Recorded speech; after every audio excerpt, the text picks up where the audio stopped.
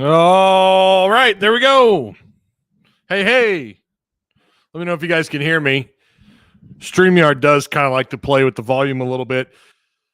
We are live. It's Wednesday. It's a little bit after 6:30 p.m. We're still waiting on a couple of at least a couple of announcements or a couple of commits, dare I say, here relatively soon. So yeah, we got some things to discuss. We have these items right here in front of you on the right hand side of your screen, and then we also, as I was going live, Arkansas, it sounds like we could have another assistant on staff. This is being reported on 3 KSR. You know, they got the nice little gold the Twitter mark, whatever they call that thing. After 2 years on the sideline at Kentucky, Tyler Ulis, that name ought to sound familiar, is following John Calipari to Arkansas. Again, this is being reported on by On3. You never know. This is like fresh. It just posted. They posted this like 25 minutes ago.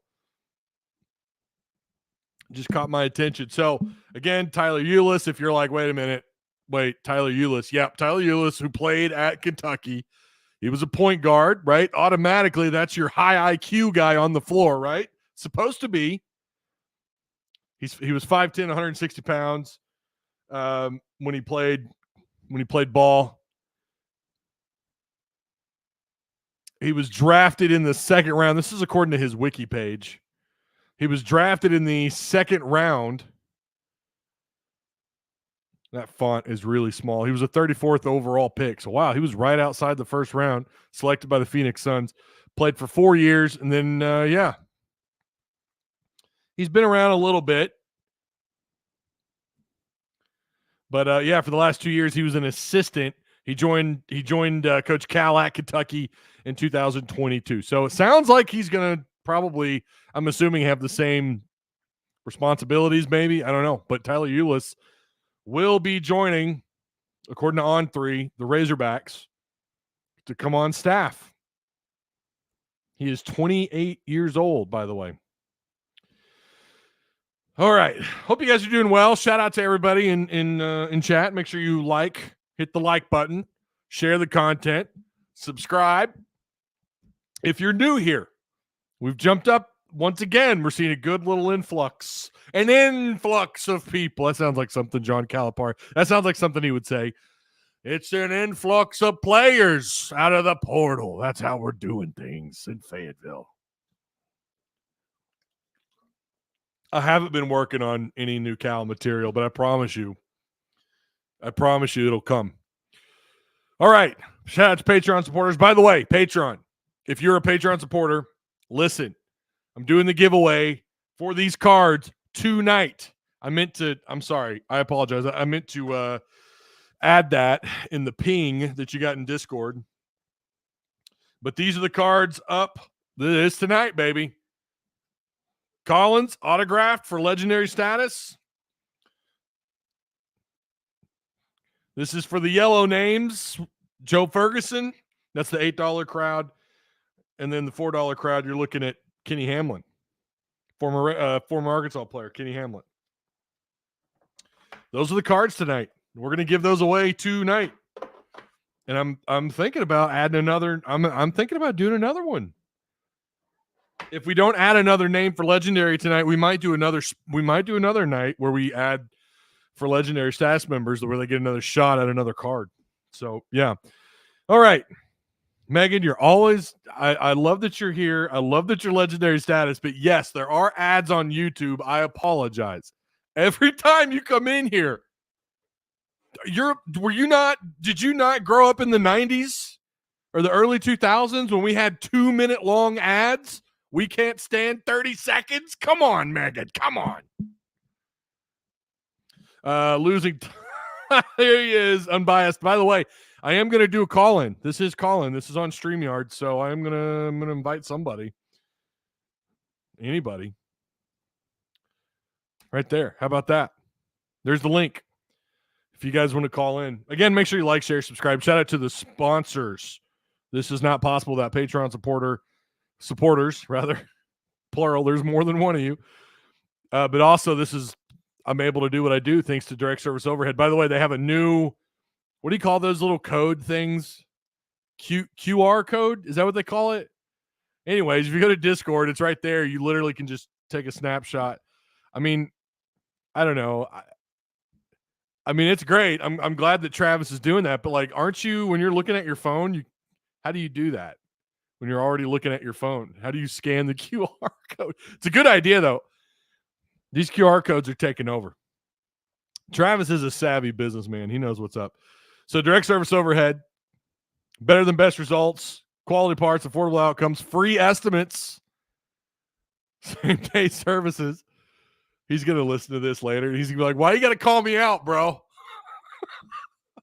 Give him a call at 501-244-3667. He is very talented as a graphic designer, by the way. I've seen other people use his stuff that he's put together. If you're going to use that man's, if you're going to use his images, tag him, give him credit.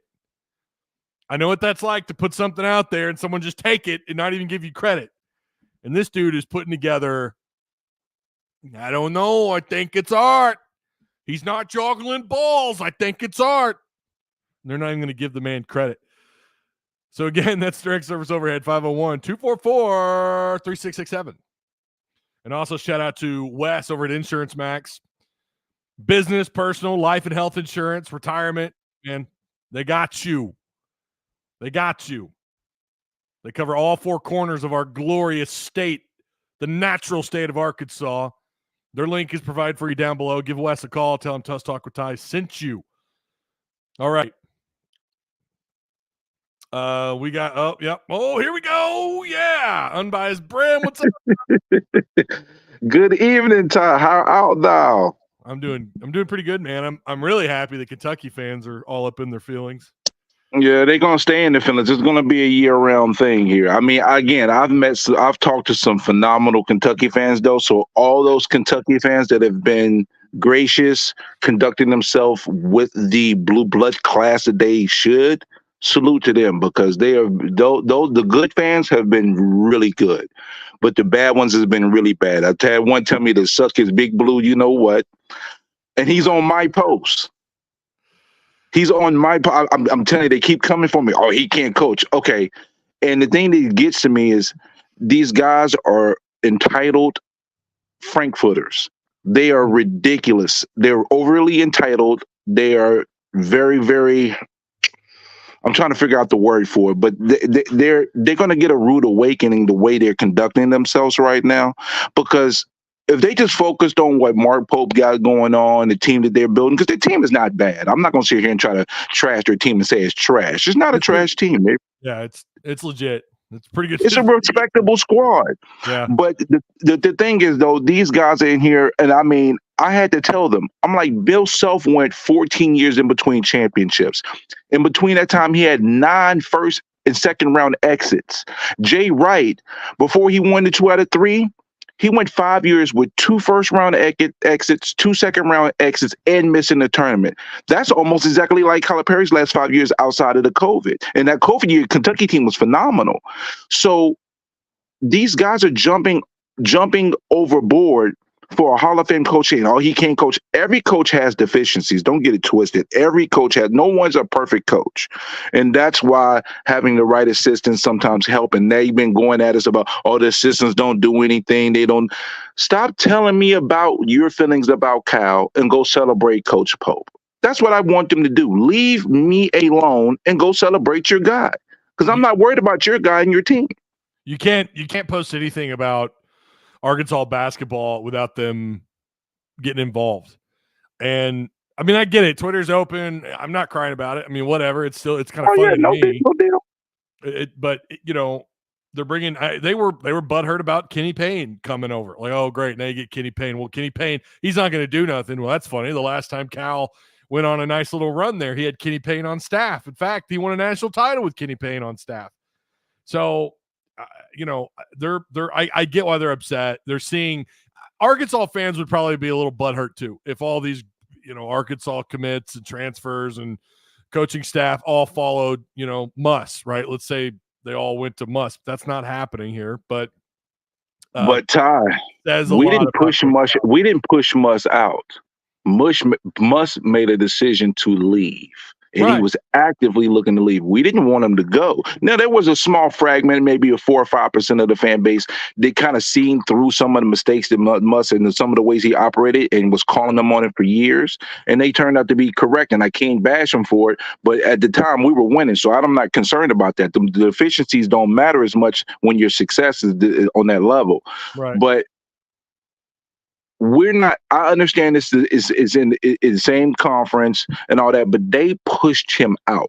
It'd be different if they wasn't going at his head with pitchforks, making it an uncomfortable scenario. And I found out why the boosters and everything went bad with Coach Cal. And I am glad that Coach Cal did what he did, because he's a stand-up person for doing that. And they're gonna regret. They're gonna regret this year. They're gonna have a lot of regret this year. What do you mean you found out? What'd you find out?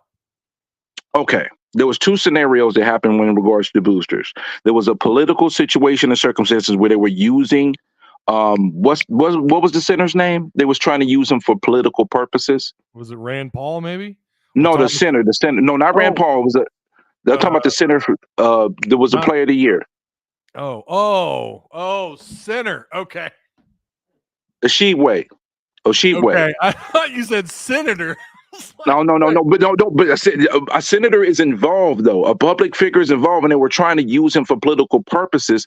And Cal didn't want to do that, and and he lost support because of that.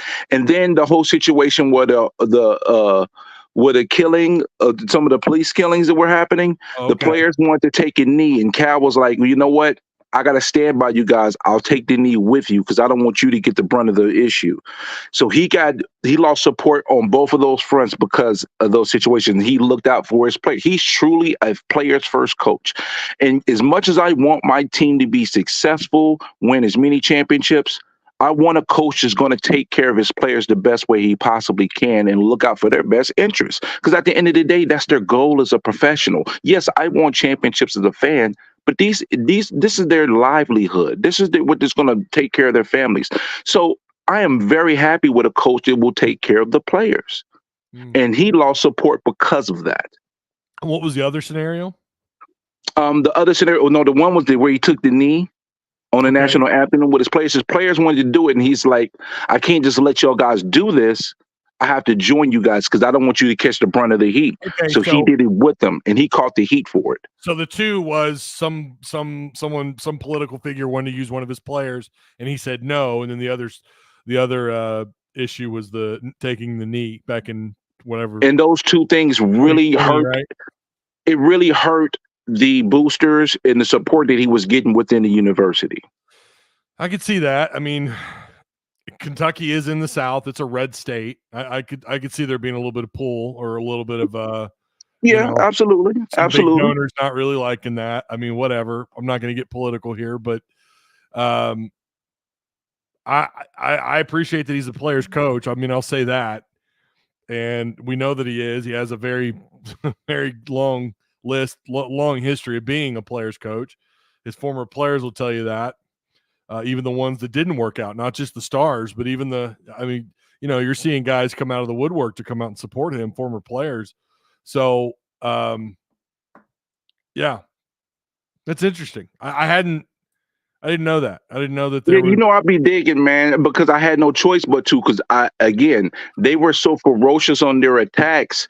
And the thing is, we started as I'm gonna say we, because it's us as a fan base. We started responding and liking us doing the same thing they was doing, and I didn't want them to do it, but I can't control another grown adult when what they want to do when somebody's coming at them. I just can say, hey, listen, stay off their post, and we focus on us. That's what I was trying to do. But now they all on every post I make. They're on my post. They're nuts, on my post. It's crazy. It's crazy. But Arkansas Twitter, like every time this gets brought up, though, I have to remind people that Arkansas Twitter is. I've seen stuff about Muss at USC, and I know, again, it's different circumstances and all that with Kentucky and Cal, but like I've seen Muss get posted about, and Hog fans kind of get involved with that a little bit. Not anything like Kentucky fans. Nothing like that. I mean, literally, what all I've done when it comes to Muss posts, when they posted his recruiting class, I said, I see you working. No surprise. Yeah. Look forward to beating you in March. That's it. And then the recruits that we had, Seeley, and I forgot the other gentleman we had that he brought with him. I said, best of luck, young man. Rock on. There's nothing else left to be said.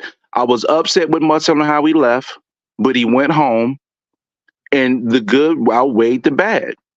So I had 3 great years, 1 horrible year. I won't forget it, but I'm not gonna hold it. I'm not gonna hold on to it. I'm gonna remember the best times because it's what's got us in this position in the first place. Yeah. And everybody that says I'm awesome in the comments, I'm just a regular dude like y'all. I appreciate y'all, man. I just love Arkansas, period. I love Arkansas athletics across the board. It's my birth state. I'm always gonna hold this down regardless. So I appreciate it. But y'all are awesome too for being on the podcast here with Ty. And make sure y'all hit the like button too while you're at it. Yeah, appreciate that. Yeah, of course. Yeah, you know, when you come on, you've got a fan club, unbiased.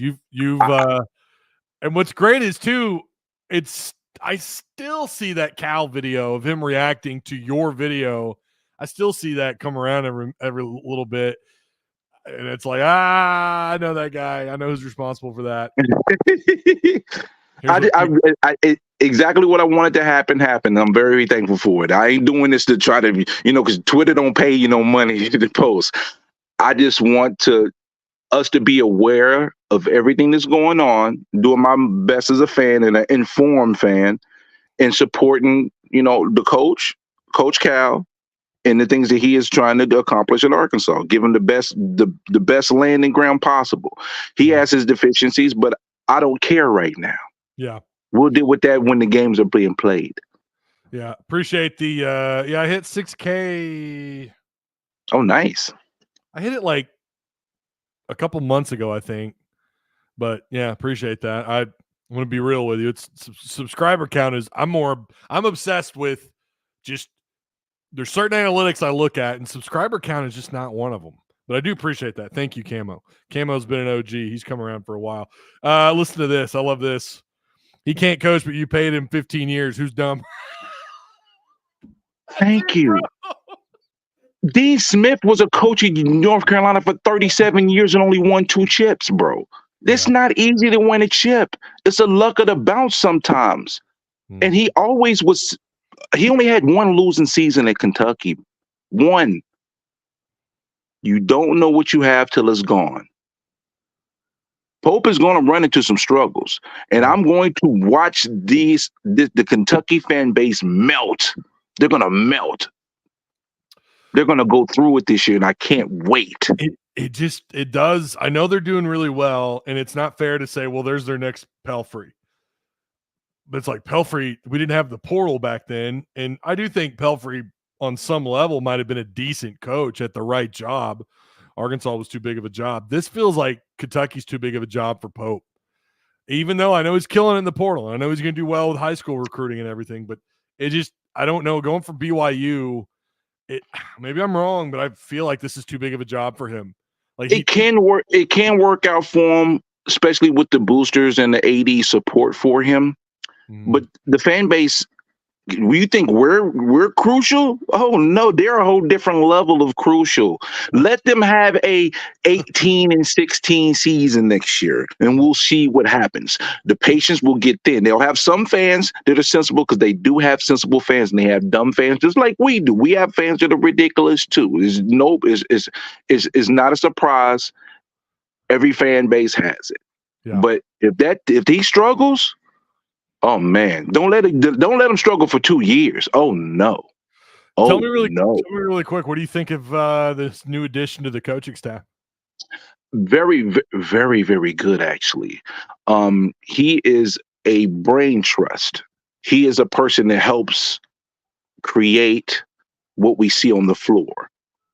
He helps Cal with the vision of what it is on the floor. These last 2 years, the Kentucky fan base has been very enamored with him, and they're very sad to lose him right now. They're sad to lose him. I saw that their response on 3 was pretty funny. They're not real thrilled about it. I guess they assumed he was going to join Pope at Kentucky. I don't know if that was a realistic option, but a lot of Kentucky fans were. Oh, he's committed to Cal, not Kentucky. He could move along anyways. It's like, all right, well, In the meanwhile, he's going to be at Arkansas, furthering that his it's another gig to add to his resume, and it's going to be a good one because I think if he sticks around a little while, he could be a He part can of build himself to be a head coach. He's going to be a future head coach. I can tell you that right now. Just judging from the response of Kentucky fans, you would think that like they were going to offer him a pretty big, pay grade, a significant jump in his pay grade. So I don't know. Like that really shouldn't shock anybody that he's following Cal. But again, that's Tyler Ulis for anyone who's just joining and you're curious what we're talking about. Former Kentucky point guard, played for Cal. He was a second-round draft pick right outside the first round. Did he play for Phoenix? Yeah, he was drafted by Phoenix, 53rd overall pick, I think is what Wiki said. I knew he played in the pros. For some reason, I knew he went out west, but I didn't realize it was Phoenix. But yeah, he played a little while, and then obviously a little while later in 2022, he would join Cal to be an assistant. So exactly. And I think what Kentucky fans are not understanding, listen, being a blue blood is being a blue blood. We're not going to sit here and try to front, and I'm not going to sit here and be acting like they not a blue blood program. They are historically one of the top 5 to 7 programs in college basketball. Mm-hmm. But what they're failing to realize, even before NIL, the brand is important, but the person behind the brand is equally important as well. If I throw Billy Bob Joe Thornton on the sidelines for Kentucky, you're going to stink. And they think, Cal thought he was bigger than the brand. No, he was a brand that was equal to your brand. Mm-hmm. And I guess they got a little tired of the one and done stuff. They like, do we want kids to stay longer because this is not working? Not realizing that NCAA tournament success is very fickle. It's very fickle. Ooh, this is so King Mello, who's hating on Kentucky pretty good here. He says they're no longer blue blood. Is that my man Mello? Yeah, he went by another name, unless that's a different Mello. Mello 501 is the other Mello. I don't know if that's a different Mello. Let us know if it's a different Mello, King Mello. But I think the younger fan base of Kentucky has not experienced their Billy Gillispie moment. Remember, that was 08, 09. And I wasn't paying attention to Kentucky stuff, but I have to now because they're coming at me so much, but I have to be knowledgeable of their stuff so I can attack them back when they come for my head. But that was 08, 09, I think it was, Billy Gillispie. So it's been 15 years since they've been trash. Yeah. Kentucky's a blue blood, but Cal kept them afloat. Now those spoiled fans will see your past won't win you any games. It's not a guarantee. Look at Indiana. I mean, at one point in time, Duke wasn't a blue blood. Coach K created that. Yeah. That lets you know how important the right coach is to your institution. Because Duke wasn't always a blue blood. Connecticut wasn't always a blue blood, but Calhoun and Hamilton and now Hurley, they've created that the consistency of winning and winning big. I mean, they've won more than any other college team in the last 25 years, bar none. And I think that's why it's pretty important that Cal year one go on a good run in March, because Arkansas, you had that awesome run by Muss, 3 straight Sweet 16s, back-to-back E8s. We all know it's special, and then we had the year off. But I think it's pretty important that Cal comes right out the gate on fire, because he's not 45 years old. He's not going to be able to stay like Coach K did at Duke and all these other guys that have been around forever. So I think it's pretty important that he hits the ground running. He's obviously off to an amazing start with what he's doing out of the portal and his high school recruiting. But I think it's important that he shows that this wasn't just him running away from Kentucky. It was him going and building at a place where it's possible to build. We know it is. I mean, Eddie Sutton, Nolan Richardson, fast forward, Eric Musselman, and now Coach Cal. So we know we can attract the big names. We know we can attract. I mean, we attracted a Hall of Fame coach. Now he's got to do something with it. Mm-hmm. So let me ask you your expectation. Now, I've been on different podcasts and I broke down my expectation, but I want to know your exact expectation from wins to standings in the SEC and in tournament success. What is your expectation? based off what we know right now, because you can use it based off of what you know or just what you expect for the program, period. Either one way, any way you want to slice it. This is you. Well, I mean, yeah, obviously, knowing what we know right now about what they have on roster and who we believe they're gonna get. Yeah, I don't know why this couldn't be a Final Four year. I mean, I maybe that's crazy, but they do have, and I don't know what's crazy about it, other than Cal hasn't had tremendous success going back to 2020 in March. How many tournament wins? Right, so only one since in the last 5 years, including the COVID year. 2019. All right, so Ty, win total. Oh gosh, I'm putting your feet to the fire. Yeah, I mean, it's just, I don't know, like, give me a number. Come on, you got it. You got it in you. Realistically, year one, yeah. I mean, he ought to be like 14-4 in conference and at least 28 wins. Like 28. Wow, that's a bold statement. That's a bold statement. But I again, number one transfer 28 wins. Number 28 wins. Ooh, that's a big expectation. Number one recruiting class in the country out of the portal, and right now the top 3 overall high school class. On top of, we're not done. You still have spaces left, and we know who's about to commit here really soon.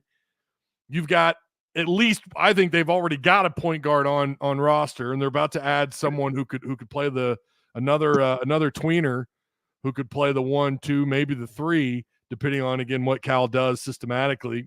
We know it's going to be a little bit different. This is not Kentucky 2.0, but it's pretty close. With Boogie Fland, Carter Knox, Billy Richmond already committed, Thiero, John L. Davis, Adu, and Zvonimir. I mean, my God. And they're expecting a huge leap from Zvonimir from year 1 to year 2. This is typically when these guys hang around, when they're not one and done, their biggest leap is year 1 to year 2.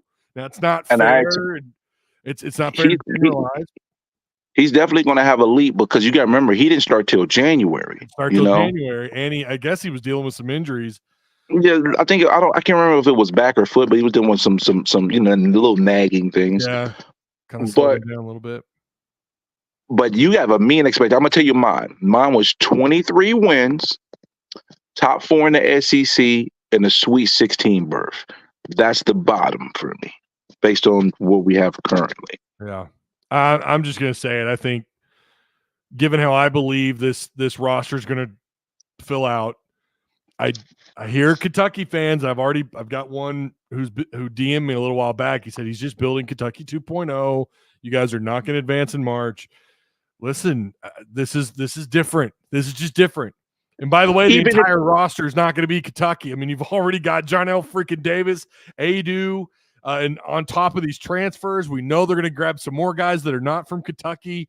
They're already in on some big name guys from here on out. I don't think they're going to go out and just get someone. Maybe the last 2 spots might be a couple of like not super highly rated players, but I think this roster is already filling out to be incredible. I mean, right now, and again, the SEC is still building, right? Blake Level, I had him on Monday, and he put it pretty well. Blake Level from Southeastern 14. Go watch that video if you guys haven't already. It was a really good interview. Teams are still building. We don't know what the SEC is going to look like. We don't know what the top 25 or the teams that we expect to be somewhere in the top 25. They're still building out.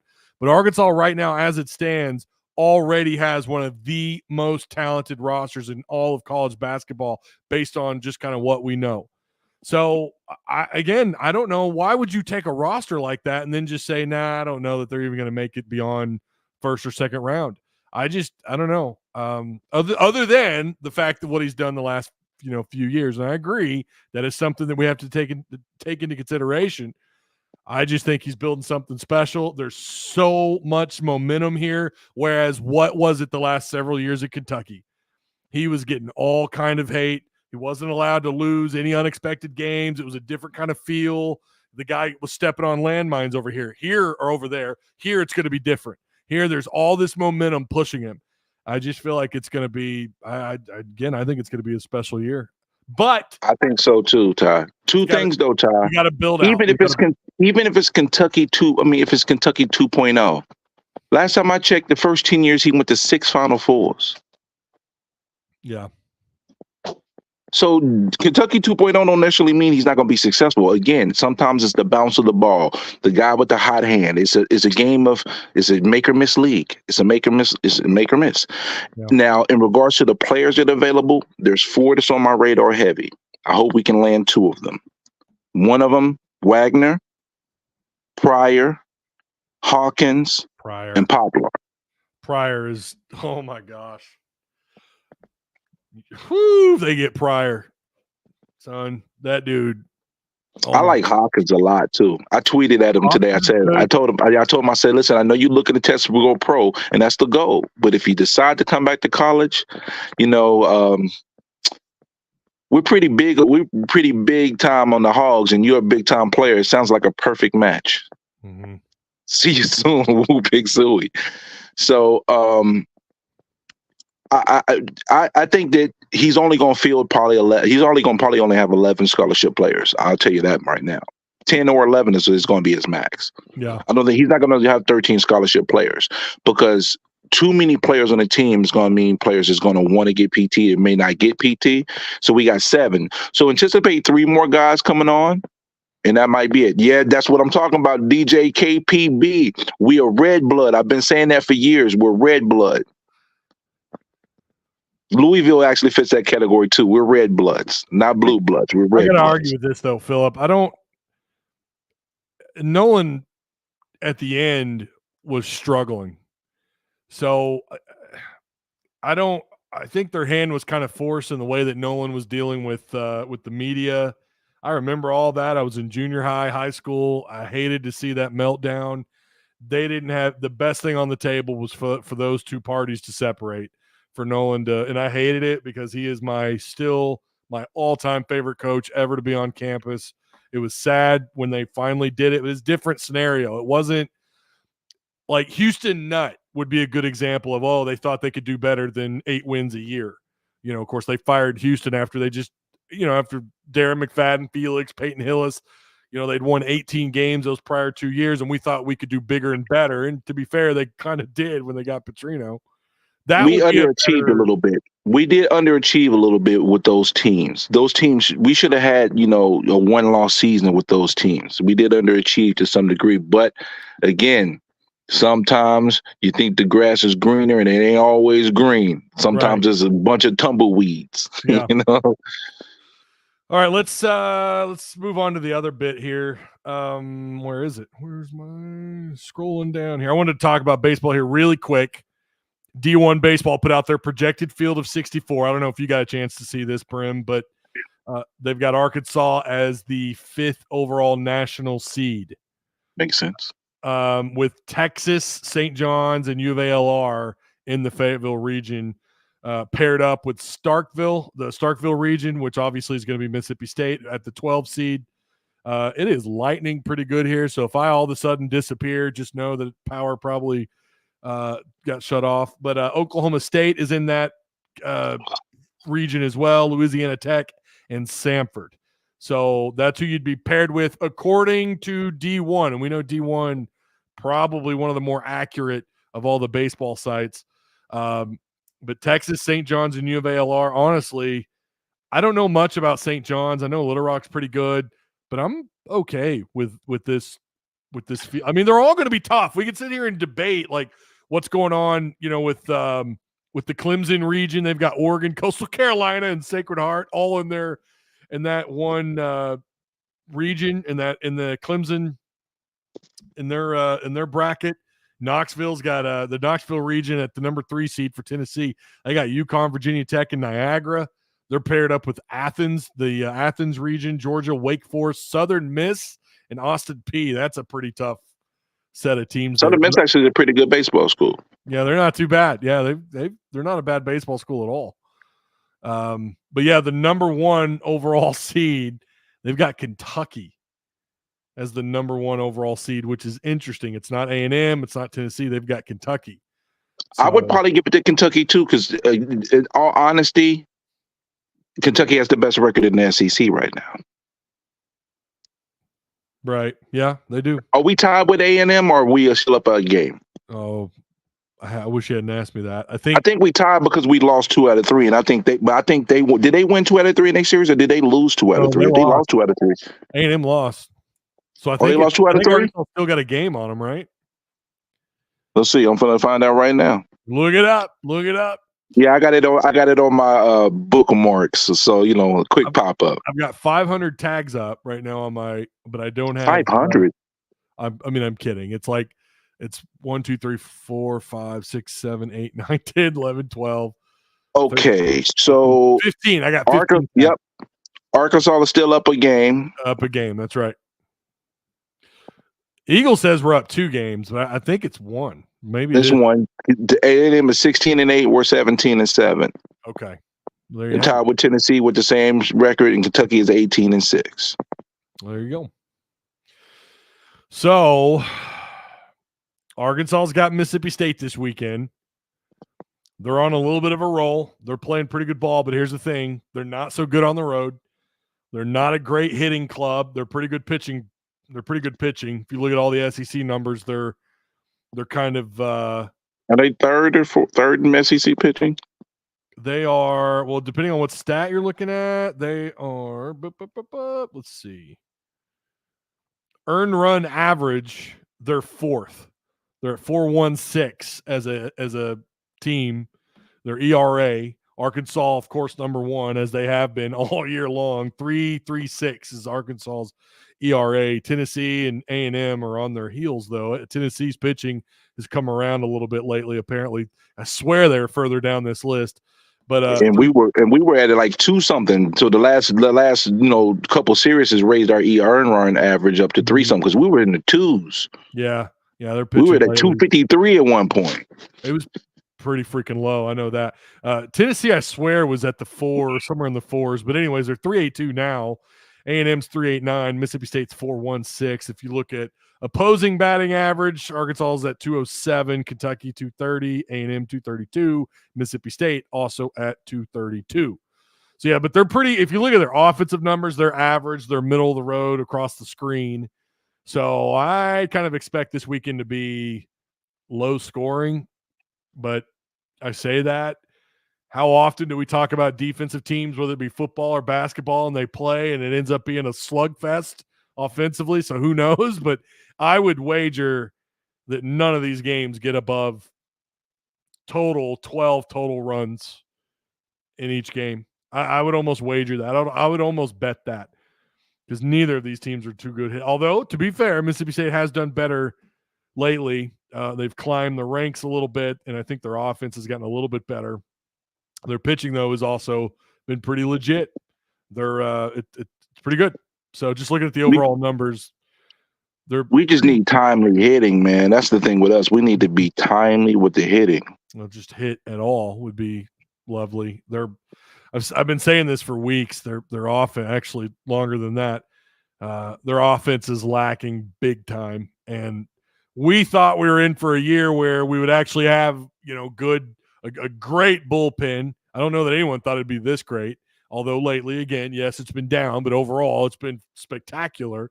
And then we thought hitting would come around, and it certainly looked like it was. Diggs is starting to come around a little bit. Stovall is him at the plate, but everyone else is kind of – Aloy's been pretty good, but he's swinging for the fences every time he's at the plate. So he's trying to murder the ball, but – yeah, Arkansas offensively has got to get it figured out. I don't know if it's people talk about the approach at the plate. I don't know what it is, but they've got to get it. Take discipline. Sometimes it's swinging too soon, swinging on 2-1 counts.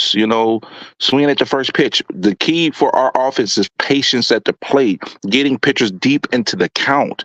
That's where it's going to be important. If we can get them to where they're going into the 4th inning and got 80 pitches already. Now they got to go deep into the bullpen. But I'm looking at the numbers. There's only 3 teams with less home runs than us in the SEC. There is only one. Whoa, wait, what? There's only 3 teams in the SEC with less home runs than us. Okay. I heard that wrong. I was like, no, Arkansas is horrible hitting home runs. No, nowhere. Yeah, Tennessee got double the home runs we got. Yeah. That's crazy. It's nuts. Yeah, it's crazy. Yeah, their total home runs. I just had that up here. It is. We have the lowest slugging percentage, the second lowest slugging percentage in the league, next to Missouri. Yeah. Wow.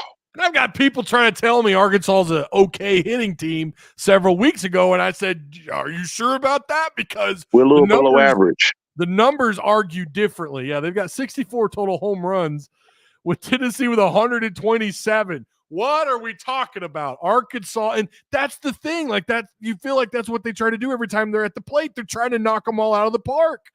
And so many of these ballparks in the SEC don't appear to be very friendly to that kind of play, play at the plate. You know, I just don't know.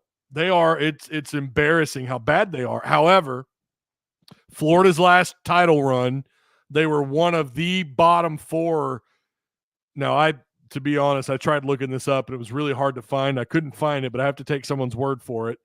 But a friend of mine who really pays attention to SEC baseball, and someone also commented on it several videos ago, said kind of the same thing, that Florida, when they won their title, were one of the worst hitting teams, not only just in postseason play, but like in all of the SEC.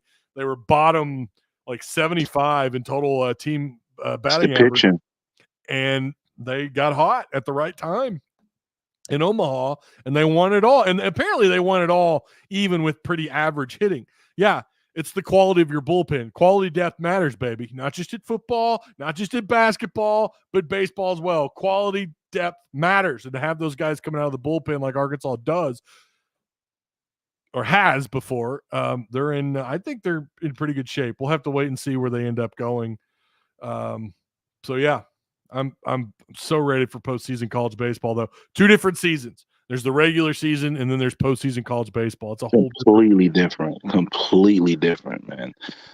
We need a champ. We need a championship, man. This baseball can win it. It'll alleviate some of the pain from basketball and football. I mean, not for everybody, because some people don't pay attention to baseball, but for me, it'll make up for this horrible football and basketball season. They're hungry. You know?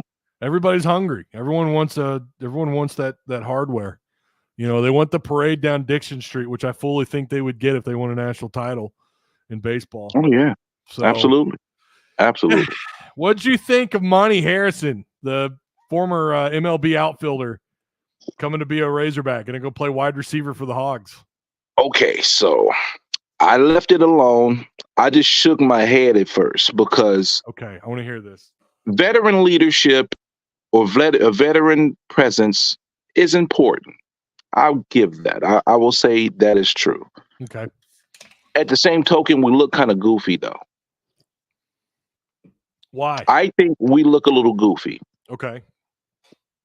Now, I could be wrong, but bringing in a guy that hasn't played organized football in almost double-digit years. Mm-hmm. Now, he's not getting a scholarship. So, I mean, I'm not going to get bent out of shape about it, but I think we do look a little goofy. I just think we look a little goofy. It can be very beneficial. He could be in that room and he could really give pointers to the guys and help them out. But just because he's older doesn't mean he's more seasoned, considering he has been playing baseball for the last 8 to 9 years. Mm-hmm. So it could be a positive or it could be a big nothing burger. I don't think it's going to be a negative. So that's why I'm not tripping off of it, because I don't think it's a negative for the locker room, but it does have a potential to be a positive. But I'm looking at our receiving core and I'm like, why do we need to get another receiver? Well, so yeah, I mean, you already you answered it. It's not going to cost Arkansas anything. Apparently his MLB contract or something, I don't know. I guess he's pays for his schooling. They're going to pay for his schooling. I don't know if it's the MLB or if it's, I don't know. I never really Well, he's probably he's in was he a double A or something like that? He So played. He got called up. He has 68 at bats. His his major league debut was August 4th, 2020. He got called up. And I guess that was with Milwaukee, maybe. Okay. For whatever reason, it's not on my. Hang on. Career stats. I gotta address my brother in the chat though, because they talking about they were talking about quarterbacks that was 6 years older. That's quarterback. It's not. Don't compare Chris Wanky to this. It's not the same. You're applying an apple to an orange. It's the same sport, different position. By a long shot. Oklahoma State had a quarterback that was like Chris Winky. No one Winky, was it? Yes, it was. I thought there was another. Didn't they have like Chris Winky? Man, Chris Winky won the Heisman at like 26 years old at Oklahoma State. No, it was Whedon. It was Winky was at Florida State. Whedon was at Oklahoma State. Yeah, Whedon was at Oklahoma State. And he was. I don't remember how old, but he got drafted, if I remember right. Yeah, he did get drafted. Yeah, absolutely. But quarterback's a different position, but it's a harder position too. So I guess it goes both ways. So that's why I say I don't have too much bad to say, don't have too much good to say. I'm just right in the middle. Because again, for me, the football team, there's no excitement for me until I see the scoreboard says Arkansas beat Oklahoma State something to something. If I see that, then you'll get some excitement from me. Until then, it's wait and see. His recruiting profile at 247, they had his speed. So if you look down below scouting report, people are telling me he's a speed demon. They're watching his MLB stuff, I guess. A lot could change. There's a big difference between a 17-year-old kid and a 25-year-old man. I get it. But his speed on a scale of 1 to 10 was 5. According to 247. Now, he was a former 4-star prospect, according to 247 also. 6'3", 200 pounds. MLB says he's 6'1", but like 215, 220. He's out of Ulis Summit. Whoa. I don't know how much longer I'm going to last here. But yeah. Well, you just got to. We got a big storm that's coming through. Ulis Summit, part of the 2014 class, committed and actually signed with Nebraska. But obviously he didn't play. But he was a top 50-ish wide receiver in the country. Yeah. And he had some good offers out of high school. Nebraska, Indiana, Iowa, Kansas, Michigan State. I mean, obviously the dude is an athlete, but absolutely. I'm kind of with you here. Like I'm not going to say it's silly. If I were 28 and in great shape and thought I had something to prove, why not? Now I was married and, a year later I had a kid on the way and everything. But, if he's got something to prove, hey, man, more power to him. It's not costing Arkansas a dime. Well, I mean, in terms of scholarship. So good luck to him. I wish him the best.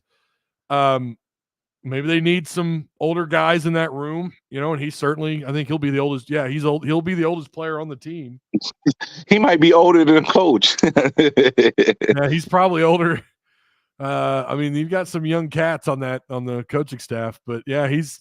Yeah, how old is our O-line coach? He only in his 30s, ain't he? You got several guys in their 30s. Williams is only 34.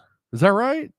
I'm going to get them mixed up. I'm going to be real. Someone's going to call me out. I don't know, but they got some cats that are a little bit younger, that are in their 30s, and yeah. So Monty Harris, maybe they can. They'll have something in common. He's a little bit older. See, this is why. Okay, right now, what I'm seeing right now in the last 3 to 5 minutes, I've seen a slew of good Kentucky fans telling me, "I agree with your take. We need to focus on us. This stings the most. This is going to be a great rivalry." Those are the fans that I'm going to treat with respect. I'm not going to talk crazy to them. We're going to follow each other. We'll talk a little junk during the games played. And then it's all good. Yeah. But there's a nice little segment of BBN that I want to see all the BBT. I want to see the big blue tears dropping. Yeah. I can't wait. This dude has pro mentality, maturity, and leadership. Could be big. Yeah, I don't know. I think it's going to be a big nothing burger. I really do. I could be wrong. Obviously we got to see him first. If he was here during the spring, obviously I'd feel a lot Maybe better. Yeah, I'd feel a little bit better about his ability to actually contribute. We know he's got to be in good shape. And I know MLB, we used to make fun of MLB players for having guts, Chew in your backy. Yeah. But I don't know. You can't really compare baseball and football. I think you got to be in far better shape to play football, especially wide receiver. But I've seen some of his tape. I've seen some of it. He looks like he's in great shape. So again, I wouldn't be surprised if I would be absolutely surprised if he wasn't in shape. But some people who got bent out of shape about it, I think they were overboard about it. All I did was shake my head. That's the only thing I said. I didn't want to say no more than that because I was looking at we look a little goofy, but he's a veteran. He's older. He might have some wisdom that he can drop up on him, but at the same token, he hasn't played receiver in years. But we'll see how it plays out. Again, my football excitement is on 1 out of 10. Yeah. Okay. Well, this certainly won't do much to get anybody excited, that's for sure. Obviously, the portal's where it matters the most and what they're doing there, but they've only got a few spots left. They only got, I think it's only 3 spots left now, right? 3? Yeah. I think it is 3. We filled it with another running back, a receiver, a D-line, a linebacker, and a cornerback. Yeah, and we had 8 slots, I think. So I think we're down to 3. So they got Kafri Brown, who's 6 foot, 195 pounds. He was a 4-star that signed with North Carolina. Another OG. He signed in 2019 with the Tar Heels. He transferred to USF, and then now he's at Arkansas. Before him, you had Dix on the 30th. I think Dix the linebacker. Yep, 6'1", 237. Blake He's Boda. an important he's one of the more important pieces they picked up who was the D line that was 320. Oh, yeah. They picked up I don't have him on I'm looking at my portal list. Golly, yeah. I gotta go. I think I gotta look too deep to find it because it's been mostly basketball my stuff. I always share the new commits, but it's more like a. Yeah, they got his name's just slipping my mind. I know who you're talking about. It's Danny Saley. There it is. Yeah, JUCO. They have him as a transfer, but I made a Patreon video about this. His name just completely slipped my mind. 6'3", 355, but he was technically JUCO. But he's technically a transfer because he did transfer to BYU, signed with BYU in December. He enrolled in this past January, and then hit the portal after spring camp. So technically he is a transfer despite being JUCO. JUCO, I don't know what we're supposed to do with it anymore, what we're supposed to call it. I kind of look at if we're going to we should just call JUCO transfers. I mean, because they are playing JUCO, junior college, isn't that? That's what it stands for. JUCO, junior college. That's my point. It might as well just be a transfer, anyways. But there's no PFF numbers on him because he played. Oh, there's no grade. Yeah, so he didn't make my portal list, but 6'3", 355. Yeah, and they also got who's the other defensive lineman? We got 2 defensive linemen. Did I miss one? Well, they're in on. I'll just say they're in on one. I'll just say that. But yeah. Why is Mush trending on my Twitter, man? I don't even follow him no more. It's true. He must have did something. 43,000 tweets, impressions. I'm looking at the football. Wonder if it has something to do with DJ Wagner. Are USC fans butthurt because he's not going to follow his girlfriend to USC? I fairly doubt it because USC don't have that many fans to be getting to get bent out of shape. Bro, they don't Yeah, their fans. LA, that whole side of the state got all wild when they had Pete Carroll and Reggie Bush and White and the quarterbacks. Oh my God, they had several. It was all exciting when they were playing in BCS title games, but once they went average, nobody cares. That's what I can't stand about California and Florida sports. That's why I can't stand about those states. They're not true sports states. They're just not. They have great teams with great history, like the Dodgers, obviously UCLA, the Bruins in basketball, and down in Florida. Don't mention UCLA. They cost us our back-to-back. I can't stand old Bannon. I know it. But we have to acknowledge UCLA was pretty terrific. One of the teams we're always waiting on to bounce back and go on some runs. But yeah, I cannot stand California as a state, as a sports state. I'm a Ram fan. I can tell you, Rams fans are terrible. They don't care. They don't care. I'm gonna say, who cares? I mean, when they went to St. Louis, they care, but LA Rams, that's why all the celebrities go all. They're like, oh, look at these great celebrities. They're such diehard Ram fans. Bro, they couldn't tell you anybody's name off that roster. Drives me crazy. Oh God, I don't. Oh. Florida fans are the same way. Now Gator fans, it's a little different. The Swamp is nuts. Yeah, they love their team. They love their squad. Yeah. Did somebody? No, I thought I heard. Hey, we still have an open link if anyone wants to join. So I wanted to segue. I already kind of did, but I wanted to segue to DJ Wagner. Just for a second, DJ Wagner going to be visiting. This weekend. Is that all he's doing? Is he just visiting? Is DJ Wagner just visiting, or is he doing something else? Hold on, let me do with you like I do Woo Pig. There you go. You know what he's doing. We know what he's doing. We know what he's doing. What he's doing. Wasn't that that was the whole thing though, right? He had a girlfriend going to USC. She can ball, boy. She is a baller. I'm just gonna let you know. Plays. Yeah, she plays for USC. She's nasty. I didn't know that. I had no idea. I knew he had a girlfriend that was going to USC, but I didn't know she played. Yeah, man. I forgot her name. I'm going to tell you right now. But no, she's a baller. She was a freshman, I think, and she took them all the way to the Elite Eight. Hogdog said Sally got, however you pronounce his name, got injured at BYU. What do you mean, in spring camp? Because he didn't play last year. He was a JUCO. Unless I overlooked that, which is possible.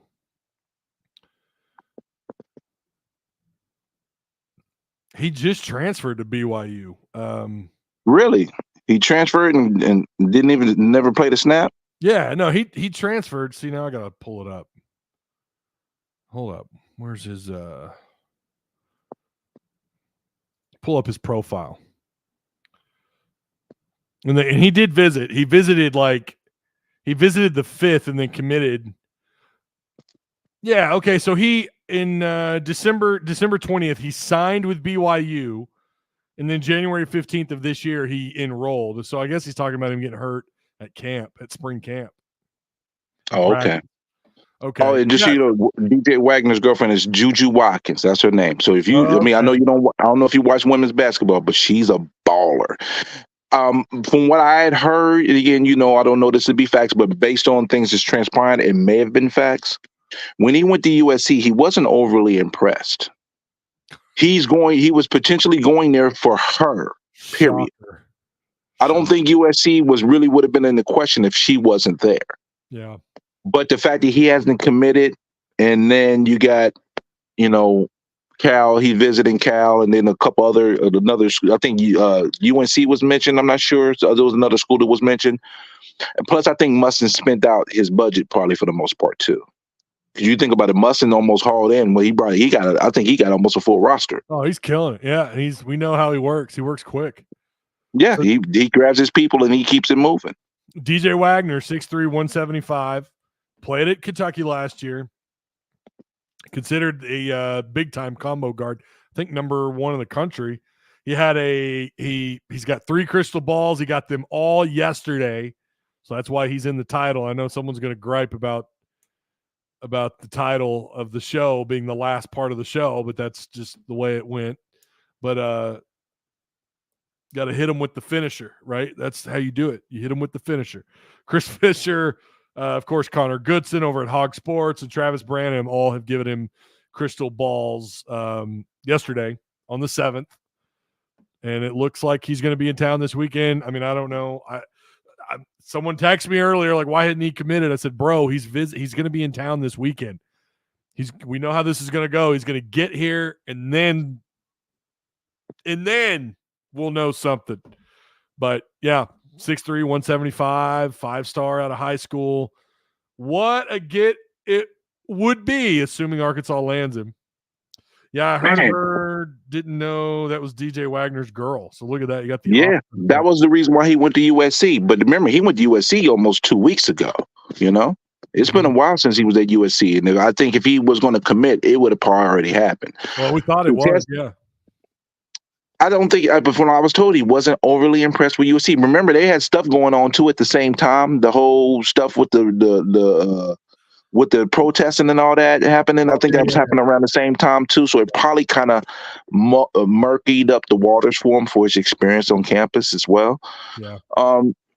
You know, again, it's a lot of ties, you know, between Cal coaching his dad, him, and then, you know, his girl. The only thing I think that was keeping him from coming to here is his girl. I think when you get past that, he's probably going to come to Arkansas. Yeah. I think he's one thing I need to see from him though is he has to be a smarter shot selector. That's the key I need to see from him. Yeah. He takes bad shots. His numbers weren't terrible. No, they wouldn't. He just takes bad shots sometimes. That's the only issue I got, because I love his aggressiveness. I love how he attacks the paint. You get the shot a little tighter, but I just want him to make sure he makes the right play. Sometimes he was gun-ho to try to get the basket, and sometimes had bad shots. Yeah, I agree. He gets a little wild with it, but man, almost 10 points a game, two boards, three assists, just more 3 assists, 41% shooter. However, he's not a pull-up guy outside. His game is not outside. He shot sub 30%. I don't know how many shots he took outside. I don't think it was a lot. Could be wrong, but 29%. His free throw numbers aren't terrible, 76.6%. That's cool. Yeah. I remember I watched one game with him where I was like, I think it was North Carolina. It was the game that they were supposed to win against a big team and they lost. And it was because he was shooting bad shots. I was like, come on, bro, you shouldn't have shot that shot. Yeah. You should have took it to the basket and found an open man. Yeah. But I think with a team this talented and then him progressing as an athlete, I expect to see a jump too. I just want him to be controlled, play within himself. You know, if he does that, he has great things coming, because I know he's working on his game. These guys are not playing around bull crap, and he is working on that. Them young man is working on his game. Do you know his best 3-point shooting game? Do you know what it was? Against us. Duh, we couldn't defend the 3 to save our life. Duh. Bro, he shot lights out, 4 or 5 outside. Big Z's second best game was against us too. 19 points. He got in a little bit of foul trouble in that game. I remember thinking, like, damn, this bro's knocking him down everywhere. In the game before, he shot really well too outside. He was 3 of 5. So it's, you know, but it's still, he's a rhythm shooter. He's a rhythm shooter. You're not wrong. He's definitely a rhythm shooter. I mean, the next after Mississippi State, he goes 2 of 4 outside. Then after that, he goes 0 for 4, 0 for 2, 0 for 3, 0 for 1, 0 for 2, 0 for 2, 0 for 1. I mean, he goes on a streak here, and I watched him play against Alabama, and I thought I don't remember him getting as many minutes as he got. It says he got 24 minutes, but he was 1 of 7 shooting. And he got a couple points at the free throw line. He had just 4 points. However, he did have 4 assists. He had back-to-back games with 4 assists. And then Georgia, he had 10 assists in that game with 18 points. A double-double with an assist as a part of the double-double. That's pretty damn impressive for a freshman against Georgia. No matter what you think of Georgia, he shot 8 of 12 in that game. He's got that. I don't know. I really, really, really want this dude. He's high, and I know everybody does. He's high on my list of must-gets, you know, not just because of what he did, but also because he's played under Cal before. Appreciate the likes and retweets and the follows on Twitter, by the way. Appreciate you guys. So yeah, he'd be Wagner I can't would believe be, I'm talking to such a good Kentucky fan. I got two great Kentucky fans in my mentions right now. I'm proud to talk to these guys. These guys are sensible, level-headed individuals who are not delusional about what they're doing moving forward. I yeah. can have a conversation with those guys. Tyson gets in Not the ones that tell me to play with their big blue, you know what. right. Right. Why would you Gotta be invite me to that? careful with these storms coming in. I think it's passing us now. I'm over here on the east side of Springdale, and I'm looking at my app, the weather app, and it looks like it's going to die down here in the next 30 minutes. Love that temperature drop though, baby. 71 degrees. That's what I'm talking about. Yes, it was 78 degrees here on the East Coast. It was nice and warm today. Yeah. So, question for you, Ty. Outside of DJ Wagner, what is the one player that's available that you would really want to see in an Arkansas Razorbacks uniform? Well, I mean, you already said him earlier. The big that can move up and down the floor really well. I just lost my train of thought. Hawkins or Pryor? No, Pryor. I really like Pryor. You like Pryor like, more than I like Hawkins? the way he moves. Huh? You like Pryor more than Hawkins? I don't know about more. I don't know. There's just something about that dude. He just moves up and down the floor so well. He's from USC, USF. As a matter of fact, yeah, okay, got you. He was at South Florida. I'll pull his numbers up here. I think the thing about both of those guys are tall, got size, but they have the ability to pull up from three and handle the ball as well a little bit, so they can actually go from 3 to 5. I think that's the good thing about both of those gentlemen, the versatility. Keshawn Pryor, 6'10", 210, according to ESPN, 13 points, 8 boards, nearly 2 assists, and he shot about 45%. He also averaged close to a block a game and about 2 assists per game. I've been watching some film. You know how it goes. You start watching film on a guy, and you're like, "Oh, right, yeah, I really." Oh man, I'm loving it, but we gotta look at. We need to film with everything. One of those is all good moments we get. He can. He's probably in Cal's system. I imagine he's going to play the 4. You know, he's not a real big space taker, but he's athletic to the rim. He's aggressive on the boards. He plays like someone out of Chicago. He's got that I don't know, that kind of that moxie. Yeah. I like him a lot. And you know, I mean, you could fall victim to really watching someone's highlights, and they're highlights for a reason. You don't see the bad, but 26 minutes, shot 45%. Like I said, he was also 35% outside. I don't know what all of his, and he was a transfer from Boise State. He played 2 years at Boise State. That's why I agreed. Somebody tagged Green and said, "Yo, holler at him to get him here," and he hit him with the eyeballs. Yeah. So Taylor hit him with the eyeballs, and then I reposted it with the eyeballs and the hogs, and then the chicken. He had a number of 20-point games or close to it. You know, his let's see, against Tulsa, a game they lost, he had 29 points and 11 boards in that game.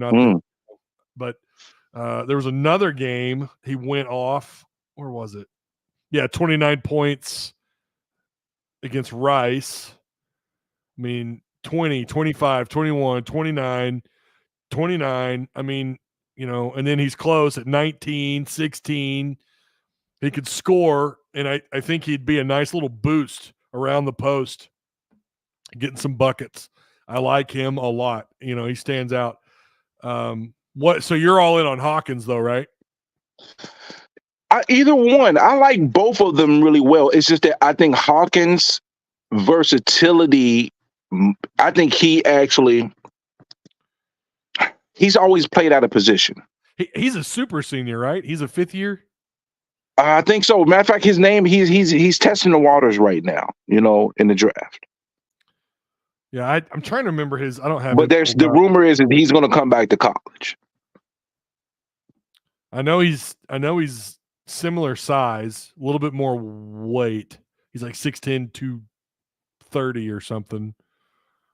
I remember because I had his profile pulled up yesterday watching watching film and just kind of watching, looking at some of their numbers. I remember him being a super senior. Pretty sure this will be his 5th year. I could be wrong. I think you. Well, this is the last year of the super seniors. Oh, did you talk about the Razorbacks that transferred out? No. Let's talk about it real quick. Oh, okay. Devo to Oklahoma State. I knew that about a week and a half ago. Yeah, yeah. I knew that a while ago. I shared a photo, said best of luck to you. It was the one with the Oklahoma State. I didn't say anything. I just said best of luck to you. Shared that one because he had shared it when he had the uniform on. And the interesting thing about that is that's where he was going to commit initially before we snatched him up and got him to come to Arkansas. So that it's a nice little turn of events. I wish him nothing but the best, and I hope he kicks butt next year, Devo. So if you happen to listen to this, thank you for the great moments. Yes, there were some rough times, but you had phenomenal moments on the team, and I hope you have a fantastic last season. Yeah, I'm happy you went to Oklahoma State. I know a friend of mine married into an Oklahoma State family. Shout out to JR and Melissa. And I'm glad that he ended up at Oklahoma State. That's pretty cool. Not too far. Kentucky fans are really sad. I'm sorry. They're really sad. Over him going to Oklahoma State? Oh, no, not him. No. The Kentucky fans are really sad. Like, I'm being nice to some of the fans because they're being nice to me. They're like, I'm really sad. I said, listen, I'm going to be honest with you. Y'all got a pretty good team, man. Regardless of what we say, whatever shade we got, y'all got a pretty good team y'all building, We're hearing your Twitter drama play out right here on the. All right, so we covered Devo. Now let's cover the biggest surprise before I go to the biggest name that we wish we had maybe potentially stayed. Okay, you tell me, who's your biggest surprise? Blocker going to DePaul was a shocker to me. Were you shocked by that move? I mean, I don't know. I guess I didn't give it much thought. I mean, did you think he should have ended up somewhere bigger? Well, I think he went there because he gets an opportunity to be focal point, and he can really be because he's going to probably play 30-something minutes a game, because DePaul was the worst team in the Big East last year. Yeah, they weren't very good. That's true. I think they only won one conference game. I knew it was bad. I didn't know it was that bad. Yeah, it was pretty bad. So I think he went to DePaul one because they did pick up a couple decent players where they'll be able to be competitive, and they probably paid him a pretty respectable amount of money to come there to help their program get from the gutter. So it's an opportunity for him to be one of the leaders of the team, one of the highest scoring players, the most impactful players. So I think for him, it might end up being a good move, but I was just really surprised by it, though. It caught me off guard. I did not expect a DePaul move. Okay, I'll tell you the one that didn't surprise me. Actually, I can give you two that didn't surprise me. Okay. Mark going to Texas. That didn't surprise me at all. Yeah, didn't surprise me. The other one that didn't surprise me was Pinion to Arkansas State. We all said no surprise. Yeah, he's going to stay home. The one that surprised me, and everyone's probably going to know, I'm not reading chat. Someone's probably already said it. But it's Khalif Battle going to Gonzaga. I'm not surprised behind that, though. You know why I'm not surprised? I was. I mean, I don't. He was a high impact scorer. He is. There was going to be big schools coming for him. Yeah, but I mean, Gonzaga, I mean, I don't know. I'm not saying he doesn't deserve it. He was great here, no doubt. And Muss, I really don't know what the hell Muss was doing early on with him, but it still kind of surprised me. Like, I'm saying I could have seen him stay in the SEC. But I don't know, to go to Gonzaga, that one did. You got to think about it. This guy's from the East Coast. He went from the East Coast to down south. That's true. So obviously he's wanting to travel wherever he needs to go. And the thing is, the gentleman has aspirations of having a professional career. Yeah. And going to a program like Gonzaga and him being able to be one of the best scorers on the team can only help his opportunities. I wish him nothing but the best. I would have loved to have him on this team. But I think it was a clean slate was needed, though. I'm going to be real. I think he's going to ball. I mean, I Battle, I wanted to come back. I mean, that's who I wanted back out of everybody, because I saw him at his best, and his best is phenomenal. Yeah, I agree. I wanted him back. I wanted Mark back. Blocker, I'd like to have had back. Didn't you say? I heard you said you wanted Harris back real bad too. What? No, I didn't. I'm being silly. Denijay, no Dejanay Harris. No disrespect to Denijay. It's Denijay, right? I think so. I'm gonna call him Dejanay. We never heard his name called because the guy got like 6 total minutes on the floor this year. I'm curious what happens with Minifield because we still he still hasn't committed. He's the only player that hasn't committed. It might be because his grades might be a problem for him to be the. Yeah. If his grades weren't a problem, would you take him back? Because we did see some explosiveness out of him, and the offense moved pretty. If we wasn't getting Wagner, yes, but if we're getting Wagner, no. That's true. Yeah. Wagner kind of. Well, I mean, you've already got. I mean, he's first off. I anticipate Boogie Flan to be a beast on the court, bro. Who? I anticipate Boogie Flan to be the best freshman. Oh yeah. Even though you never know, though, because all 3 of them young men can play. Well, but I think I see something in Boogie Flan where I think he's gonna push DJ, and that's what I like because I think he's a natural facilitator. Yeah. And DJ's not a natural facilitator. He can, but he's more of a shoot first guy. So John L. Davis will end up playing the 2. Off ball. You're gonna have Flan at the point, or you're gonna have what are you doing? It'll be Wagner. Flan will probably. It depends on the lineup too. Depends if they're playing a small team, they might run out there and throw Boogie, Wagner, and Davis. Small guard lineup with 2 bigs. Yeah. But I think the normal regular lineup would probably be Wagner, Nelly. Now this is where it's question marks though, because I see them getting another person that could be challenging for the 3 spot. Because right now Billy Richmond might be the 3, and then the 4 and the 5 would be a combination of Z and Adu, or Adu and Adu. Adu and I do. That's gonna be fun doing that all year. Oh man, and that's and last year we said the same thing though, and I know it's a different coach and all that, but I remember that was the kind of the I don't know, the theme going into 23-24 was we could play just about any way we want. We could play big and physical, or we could play small and fast. And we had a couple of taller guards that could still move up and down the floor really well. But you felt like any combination, there were going to be fewer mismatches in March. Remember, that's what we were saying last year. It's like as if it was automatic that they were going to go and advance in March. Because it was supposed to be, but we had a coach that checked out to some degree and then couldn't find the pieces to work, and the players just didn't know how to win. Yeah. But I gotta calm you down though, because I feel your PTSD showing a little bit.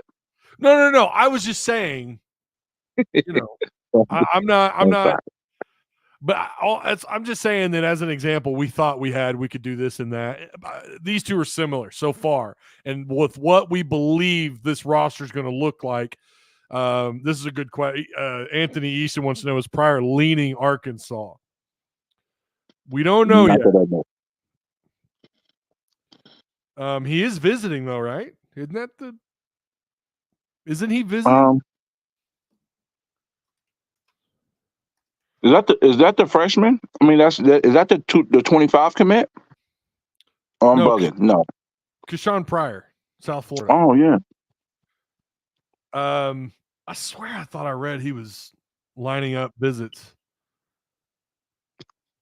Let me find out, because I'm following them.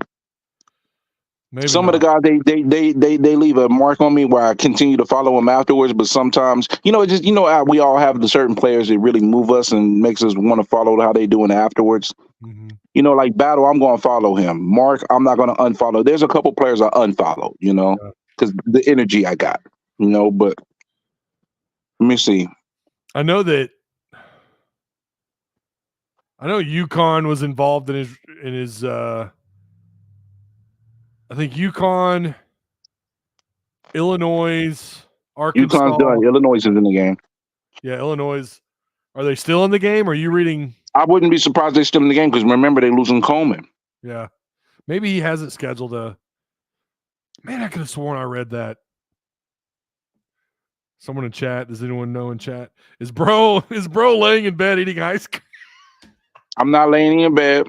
I'm eating seafood rice, actually. I'm trying not to be rude, but this is delicious, though. Oh, man. I ate one of those Red Baron mini pizzas.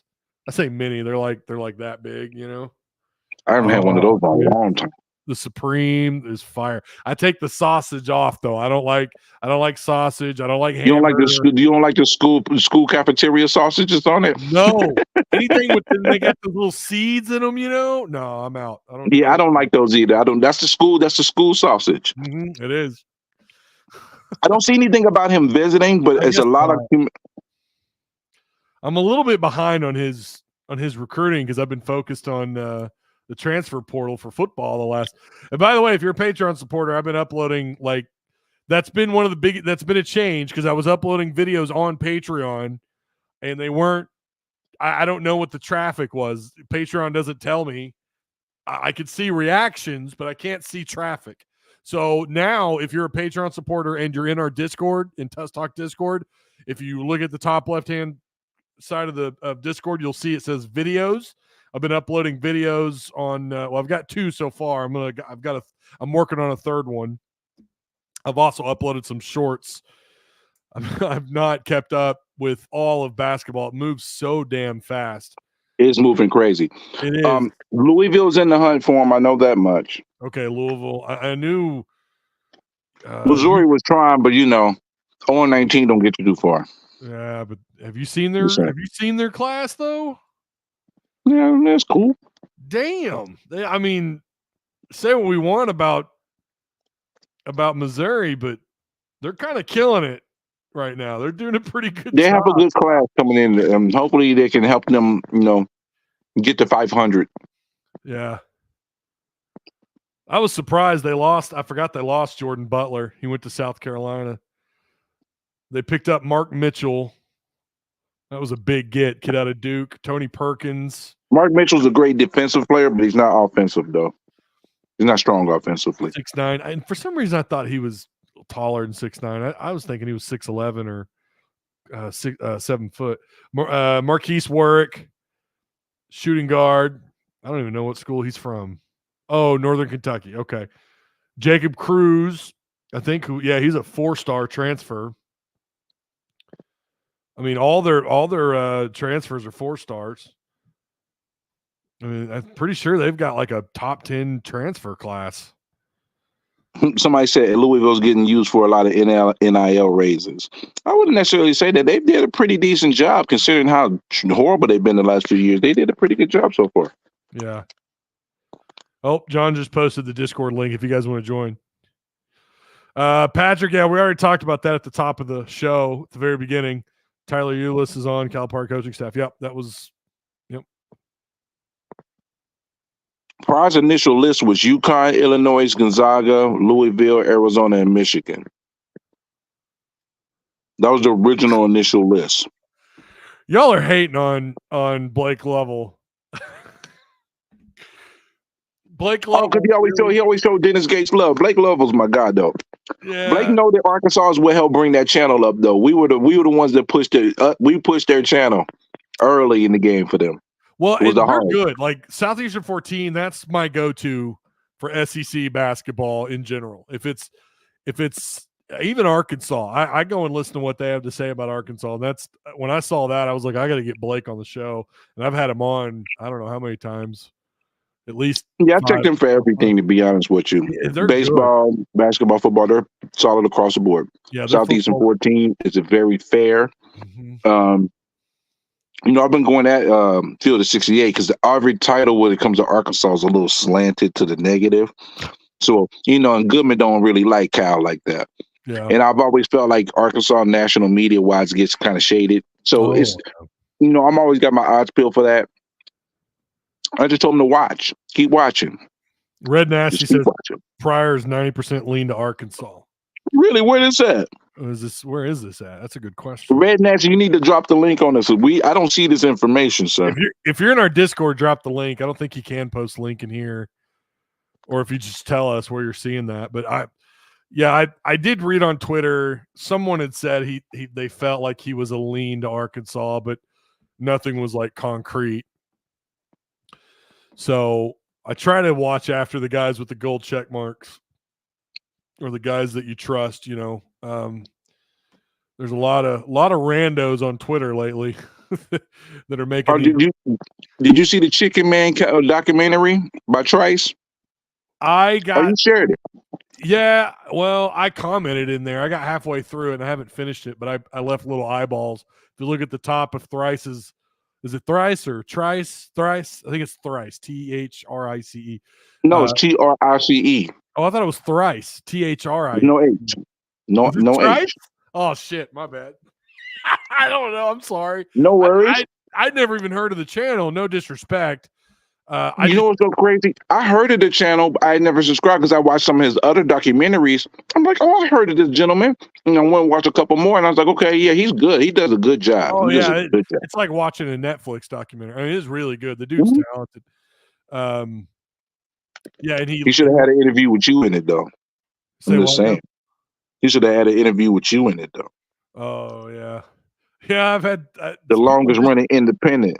People in Discord, where someone tagged me in Discord, and they're like, did he reach out to you? And I started to say, I don't belong to a major website. He did go after, he brought on Ty Richardson, my boy Ty. Yeah. Ty with an E.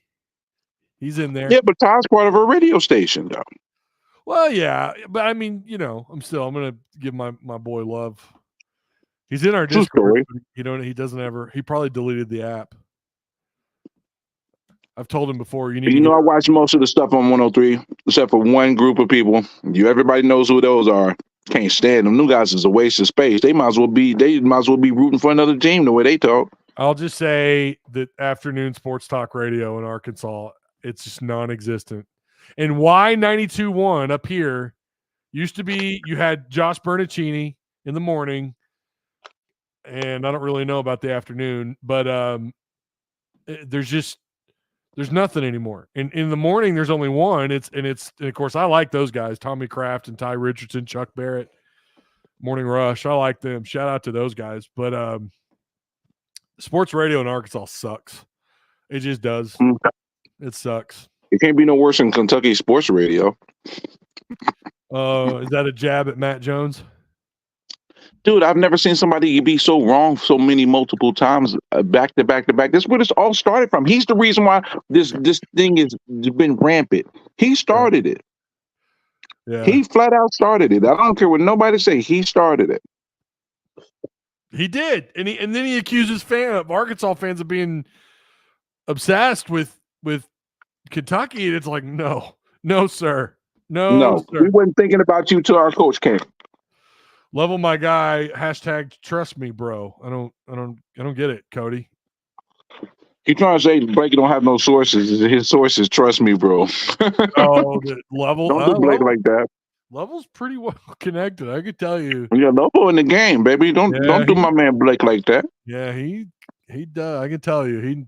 There's some stuff that he knows some folks. I'll just say that. I know this much is 114 people here watching and 63 likes. I mean, unless you're a Kentucky fan watching, y'all should be smashing the like, man. Even if you're a Kentucky fan, like. That's right. Because we got some of your people. You should be cheering them on, except for when we playing you. Just saying. I hope Pryor and Hawkins are committed as Arkansas as unbiased is to his supper. I'm not eating no damn porridge, Sam Jones. That was funny though. I told you what I'm eating. I'm eating seafood right. Shots. Why?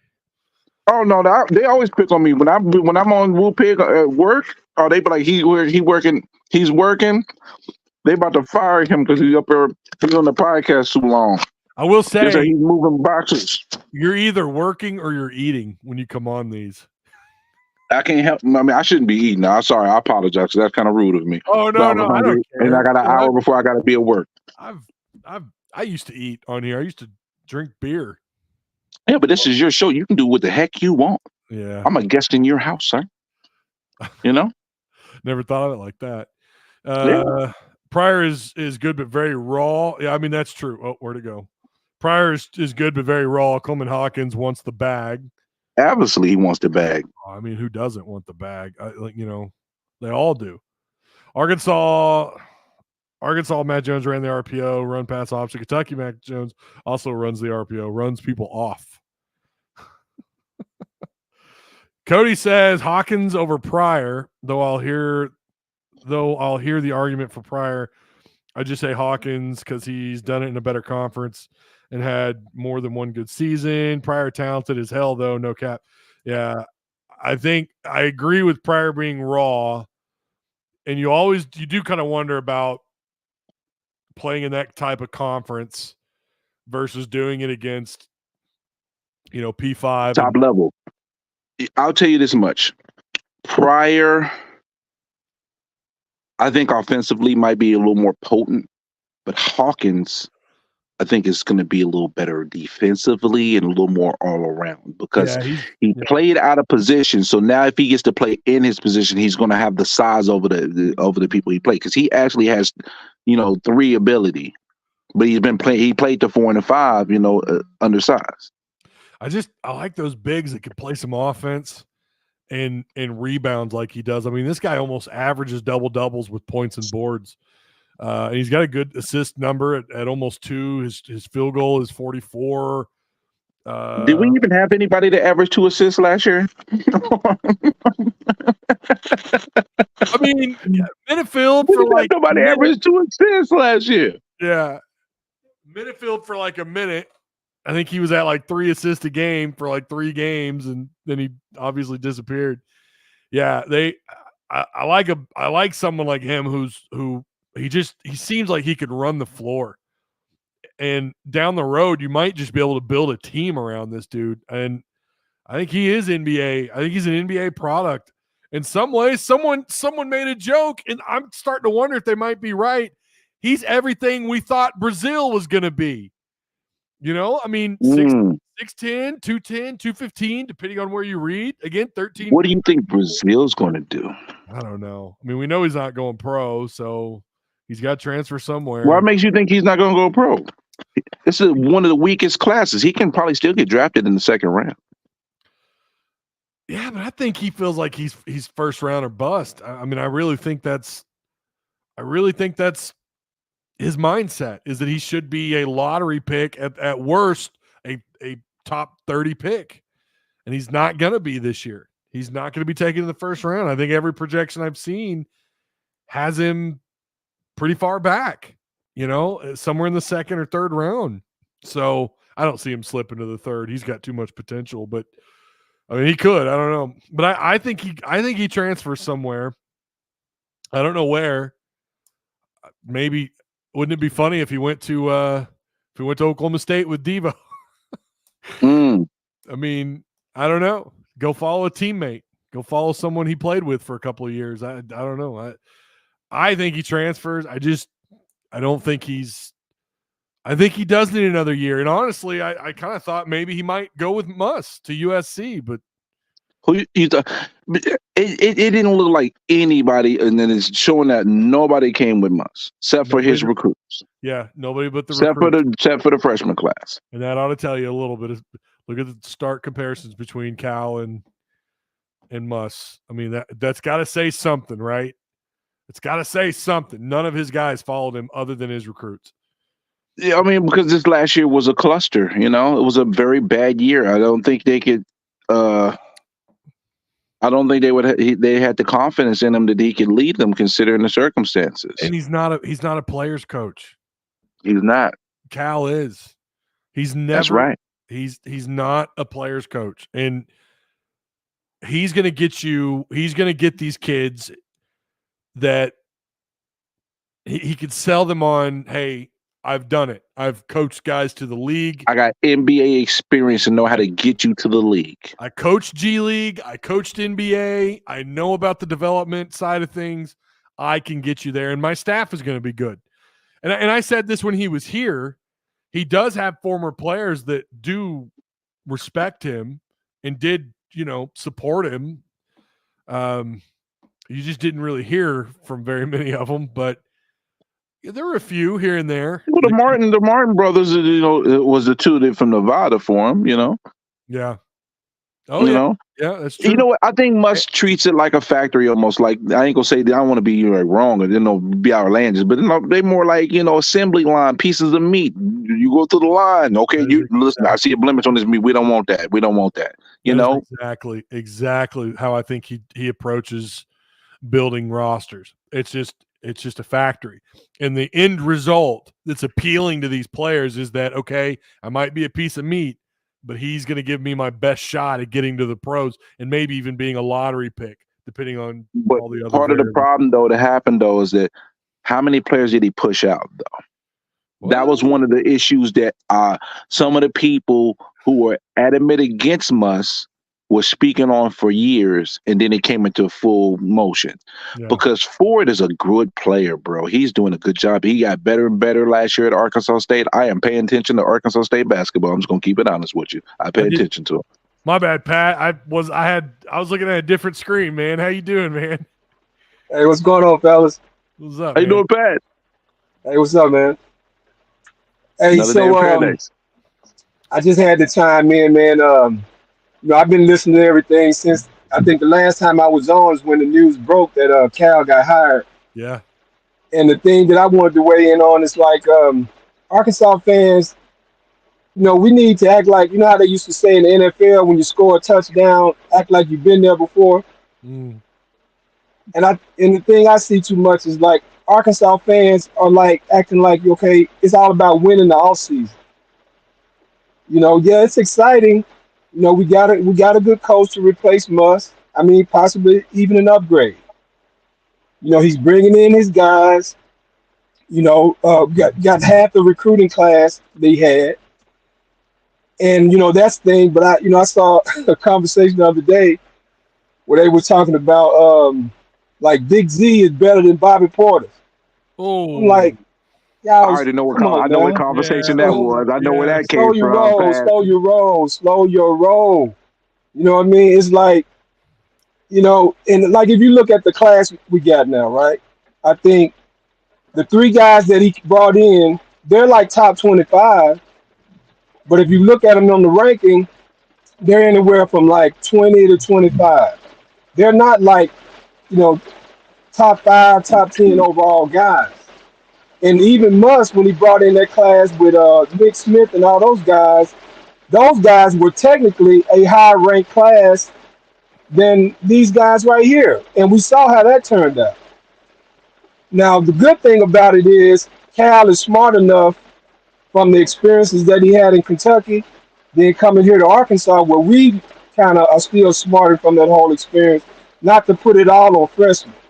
Now, he's done good in bringing in Adu and Big Z, and the other guys he got in, and the key would be, I think, getting DJ Wagner this weekend, because if we can get him in, now he was formerly the number 1 ranked overall player in the country, and then he struggled last year, but at least he has a year's seasoning under his belt. If he can come back with Cal again, maybe he's ready to take that next step and go on to the NBA and stuff like that. But I think we as Arkansas fans, we need to keep Cal honest. Let's not get ahead and act like just because we got Cal and we bringing in all these players, it's a done deal, and it's not. Because I know how Arkansas fans are. We'll be all excited and happy right now, but if things don't go the way we expect, we'll turn on them and run them out of town within a year. But it's like when you don't temper your expectations and keep everybody honest, those are types of things that happen. And I'm by you, my guy, but you've been as guilty of it as anybody, because I know you've been having the ball on Twitter, trolling all the Kentucky fans and everything. Hold up, we got another gentleman here. Let me just clarify those. So right. Acting like we've been here before is a very important thing that you said, and I agree with it. But when you got a blue-blooded program that starts off spreading lies in every single Arkansas-related post or on Facebook, Instagram. No, hold on. Let me finish this real quick. I'm going to get these bars real quick. Instagram, Facebook, Twitter, YouTube. I guarantee you, after his video ends, you'll see Kentucky comments in there. So they're a blue blood program, right? Right. Why ain't they acting like they done it before? You know what they But doing right now? They're what crying what to did you us about say? how bad Cal is. That's what they've been doing this whole What time, is what did crying you to us about say? how bad Cal is. What did you say the other day? I'm biased. Let them be a blue blooded program. We are a red blooded program. That's a All fact. right. So, in the red blooded approach to this is keep it real. Y'all the blue blood. Y'all the ones that's privileged and think everything gonna be handed to you on the silver plate and all that. We gonna get it out the mud and we gonna earn it. And that's the approach we need to send to Cal and his team as they're coming in. Yeah, we Arkansas, but don't get it twisted. We have We have won expectations. just like you do in Kentucky. You know what I mean? Just coming here is not going to get you already there. You still Oh, got no work doubt to about it. do. And don't There's come here to absolutely Arkansas and act like, expectations. we all going to fall all over you and throw flowers at your feet. You got to win. And the players need to know that, and Cal need to know that. But I can't be honest with you. Cal already know that. He's been coaching against us for years. He knows what the environment here at Bud Walton Arena is about. And also, you telling me we red blood, but guess what? They want to get my blood blowing red, so I'm gonna be a red blood when they on my post comment on my stuff. I'm I know, avoiding I their stuff, know. and they come to me. So you doggone right, I'm gonna respond. Hey, I told one dude, if he don't, I I'm wanted to with go you. and do it I'm so with you hard, on that. he had to block me. Hey, I would be there in the trenches with you, man, with the Kentucky fans. This is an in-house conversation. And all I'm saying is, yeah, go after Kentucky fans, but in terms of our conversation here within Arkansas, let's keep Cal and these guys honest, man, because, we've been there before. We don't want to win the offseason and then fall flat in March. You know what I mean? We Facts. want those guys to realize, like, in March, that's when the real work begins. That's when we want to see you guys deliver on all these, high expectations we got. All right. Let's hang on. Let's let John Goodman, who just joined the I guess we'll call it the panel. Let's let John have the mic for just a minute. What you got for me, John? And thanks for calling in, bro. Yeah, it's good to see you, Ty. Absolutely. Yeah, I just got up just a while ago and getting ready. Hopefully, we won't have some crazy weather. I know y'all just had a little bit of hail up there by Springdale. Yeah, it was just going down pretty good. My power is flickering. And I thought this is about to disconnect right in the middle of this. Yeah. But here's my thoughts about this whole situation that's been going on. I watched about a 30-minute documentary on YouTube on Thrice. And it Chicken talked Man. about Calipari and the Chicken Man. Thrice. And it was really cool how they edited everything. You had Trey Biddy on there and lots of reporters saying, man, is this for real? Musselman left to USC, and then all of a sudden, we had no roster. There wasn't a team. All we had was a walk-on. So there really wasn't a team. There was only an individual. And then, it was a shock that we got Calipari. Now, here we are, setting a month later, and look at the roster we've got. We've got 7 players that could potentially be all NBA prospects going into 2025. With that being said, is this team going to gel together when it comes to March? That's the part that matters the most. When tournament time comes, if you can get into the tournament. With what I've seen from the roster, the team is legit a tournament team. Now, with that being said, can this team play defense? But here's the key thing. Defense wins championships. And I'll give you a prime example right now. Go to the NBA playoffs if you get a chance to watch them. The Oklahoma City Thunder. If you see how they play defense, granted, we'll see how they do going forward because I have them in my prediction playing the Celtics in the finals and beating the Celtics. Sorry, Ty. Oh, all right. I'm hanging up on Oh, you. you gotta kick him off now. Good call. I'll see you later, John. Thanks for the call. No, you're good. So you've got. I mean, we don't talk NBA here. I wish we Right. did, but no one really does. But so you like them to win it all? You got Oklahoma City winning the whole thing? Yes. Okay. Old. Couple of Razorbacks on that roster, so that'd be cool. Yeah. Look. And matter of fact, shout out to Jay Will with that wonderful 11 points, 7 rebounds, and 2 assists game he had in game 1. He played well. I do not see them getting past the Nuggets. It's either going to be. The Nuggets about to get bounced by. First of all, Minnesota. They're coming back. No, they're not. Minnesota finna stomp them out. They're gonna win maybe one game. It's a wrap. Minnesota got their number, bro. Well, John Goodman said the key thing: defense wins championships. Yeah, and that's how Minnesota is whooping Denver right now. They're playing great defense. They are. Yeah, and so I would like to see Chet Holmgren. Right, and if they do get by Denver, and I'm not going to write Denver off quite yet, but their defense is going to be the key if they do, and that'll be a good matchup with Oklahoma City if Oklahoma gets there because those 2 7-footers, they're a handful to deal with. And but that same going back to the Razorbacks though, having those 2 big guys down there, that's something we really ain't had at Arkansas too much. I think the closest we ever came to it was Lee Wilson and Darnell Robinson. And it's not that they were necessarily great players, but having that kind of size inside really make a difference. And and I'm excited as anybody for this Razorback team. I really am. But it just gives me a bad feeling when I see Razorback fans just losing their mind. Like the documentary you mentioned last night, I saw that too. And I was just cringing. These are the sports writers in Arkansas. I could see the fans just, foaming at the mouth and throwing flowers at their feet. But these are guys who are supposed to be the dispassionate observers and the journalists to keep everybody honest. And and they have fallen into this too, which that's been a problem with the Arkansas media for a long time, particularly with sports. Bias here, fool. Hold up.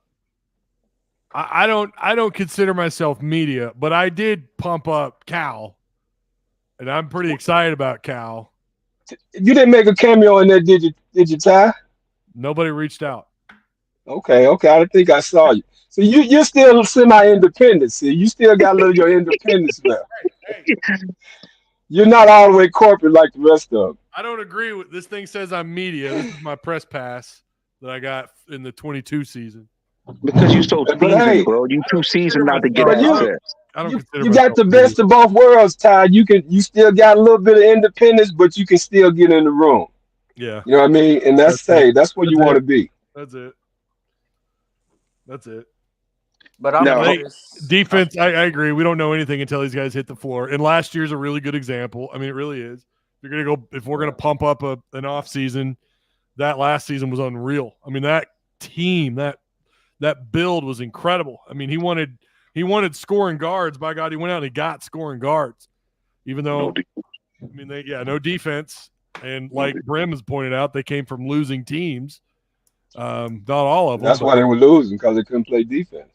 They didn't know how to win. They didn't know how to win when it was crunch time. But then when things got tough, if they fought hard enough and made a comeback, they keep going. But if they fought hard and it wasn't going their way, they just let go of the rope.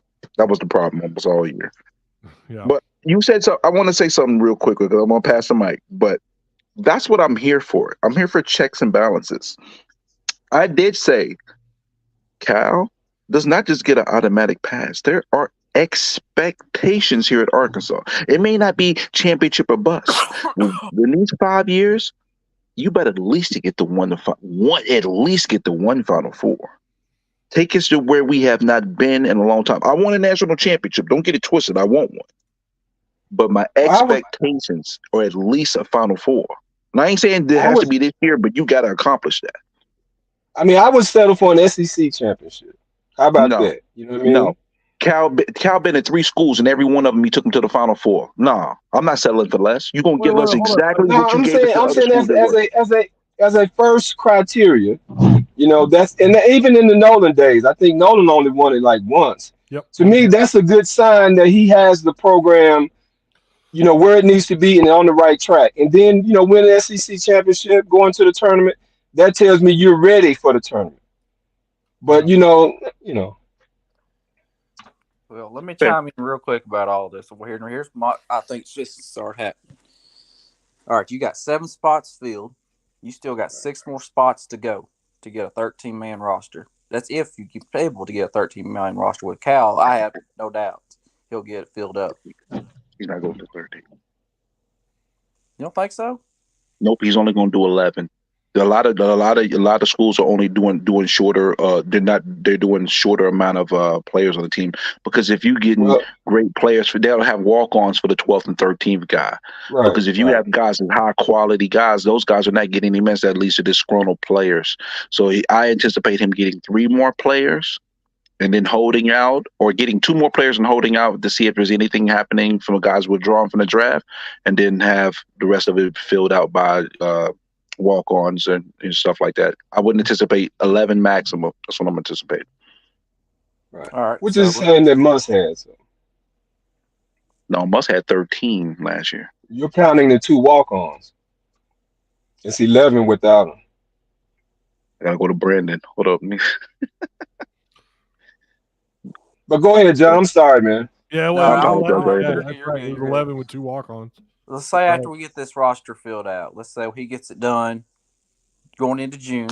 Okay, you've got the NBA draft coming up, and you're going to have a few of Cal's players get drafted, which makes Arkansas look good. Now, heading in that going forward, the 25 draft, the 26 draft, the 27 draft, Arkansas is going to be an NBA pipeline. That's just what Cal does, which will look Arkansas on the map, which it already is. Now, it looks like we lost him. What's name went out? It's still live though. Oh, I just wanted to mention to you real quick. We had 13 scholarship players last year. I didn't want to. Oh, so it was 13. I thought it was 11. Yep, Graham, Mitchell, Davenport, Ellis, Lawson, Davis, Devo, Harris, Pinion, Minifield, Blocker, Fall, Battle, Mark, Brazil. 13 scholarship players. Okay. Yeah. Okay, that makes sense. I didn't want to say it on the live, but I got to go AFK for just a minute. I'm going to put Lone Sportsman on, and I'll be right back. You boys carry on. All right. Oh man, we get to hold it down. Oh yeah. All right. This will be the JPG show. Let's just hold it down here. But all right. So what I was trying to put an emphasis on. Okay, you got the draft coming up. Okay, and you got all this stuff happening now. Going into August, it's fall camp for football. And how's all Arkansas being on the map's going to start affecting when we get ready for football season cranking up here in another 3 months? Hey, man, you got to turn down your TV because you're getting that feedback. Okay. Beautiful. What's up, guys? What up, man? Oh, finish what you're saying, Mr. Goodman. So not related to the field of 68 Goodman. Yeah, so I think eventually all this stuff that's going on with Cal is eventually going to trickle over to football. I think this upcoming season for fall. And you think how good we're going to be good if we get good in football with Petrino and his offense, all that good mess, how ripple effects it's going to have across all of Razorback sports with what's been happening currently right now. No doubt. My brother, please chop it up with us, man. You in the building. Talk to us, man. Man, I just wanted to come in and say woo pig, man. I'm excited about the new season coming up, man. And you guys think DJ Wagner gonna join us? Sounds looking that way. Yes, about it. DJ Wagner will commit this weekend. Look at me, King. He's visiting this weekend. Yeah, I mean he's coming up here to sign. Let's just be real.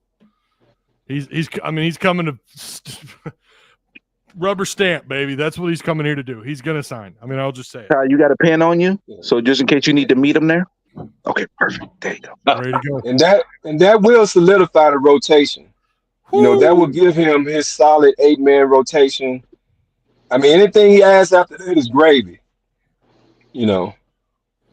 Yeah. I never did get a chance to Red Nasty 2 says you're making stupid comments. I don't know who this is aimed at.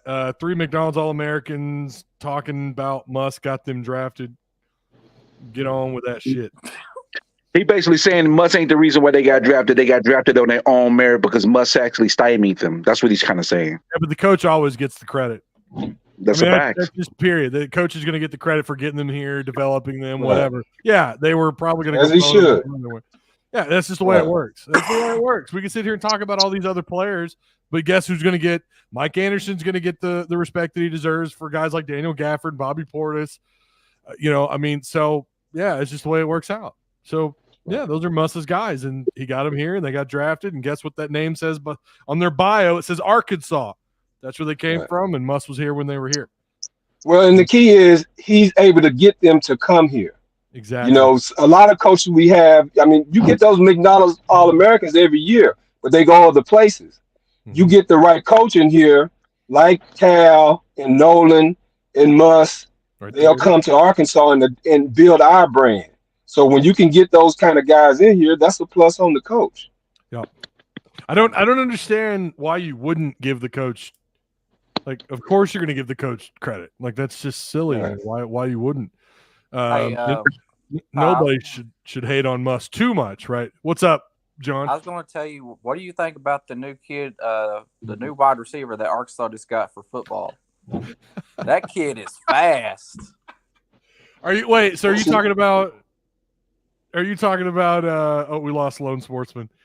Are you talking about the 28-year-old? The one that played for North Carolina.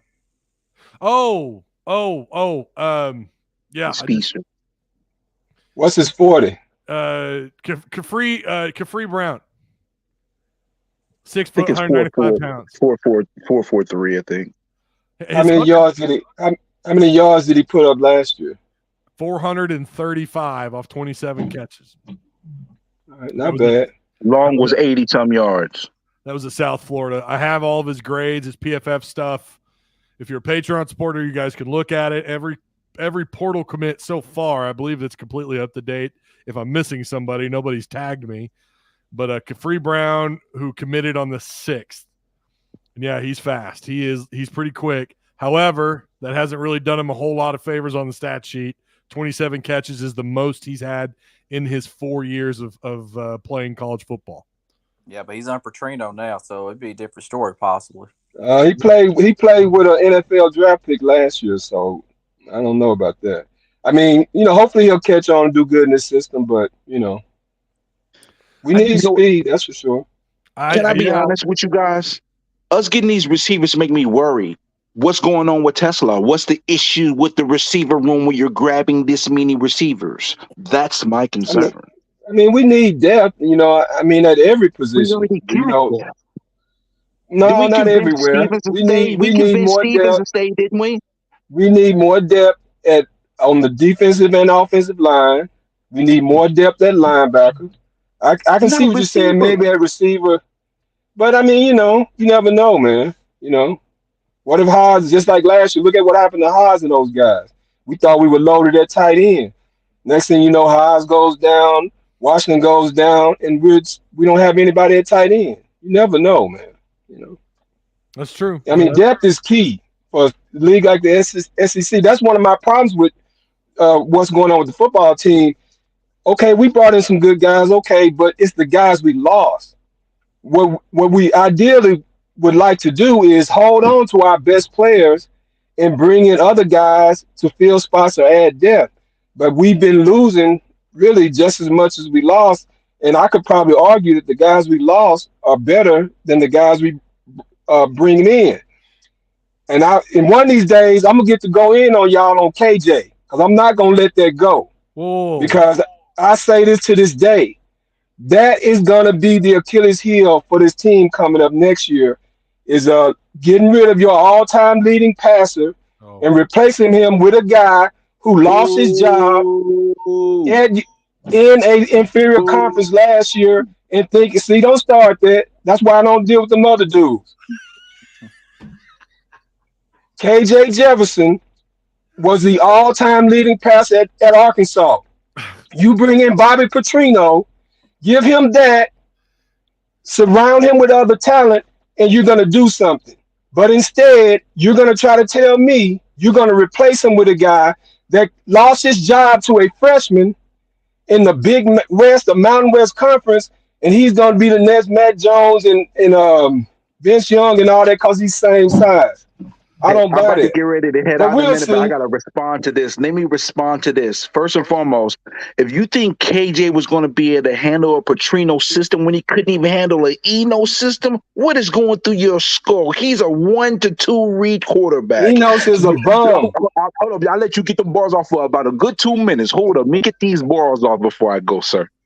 We've already Listen, heard man. all that propaganda, man. It's not propaganda. It's facts based on his performance on the field. The man checked out on the field. He was on the sidelines, dapping and laughing with Auburn football players losing by 30 at home. And you telling me he's the quarterback that leads us to the promised land? Listen, he did well. He had one really good season. He played hard when he did play hard. But last year he checked out to some degree. And also it looked like the team wasn't behind him fully because he wasn't being the leader that needed to be leading the team, and hence why we were 4-8 to some degree, because the offensive line wasn't trying to protect them. They wouldn't up the bat for him. The man couldn't read the defense outside of him checking down 1-2 then run.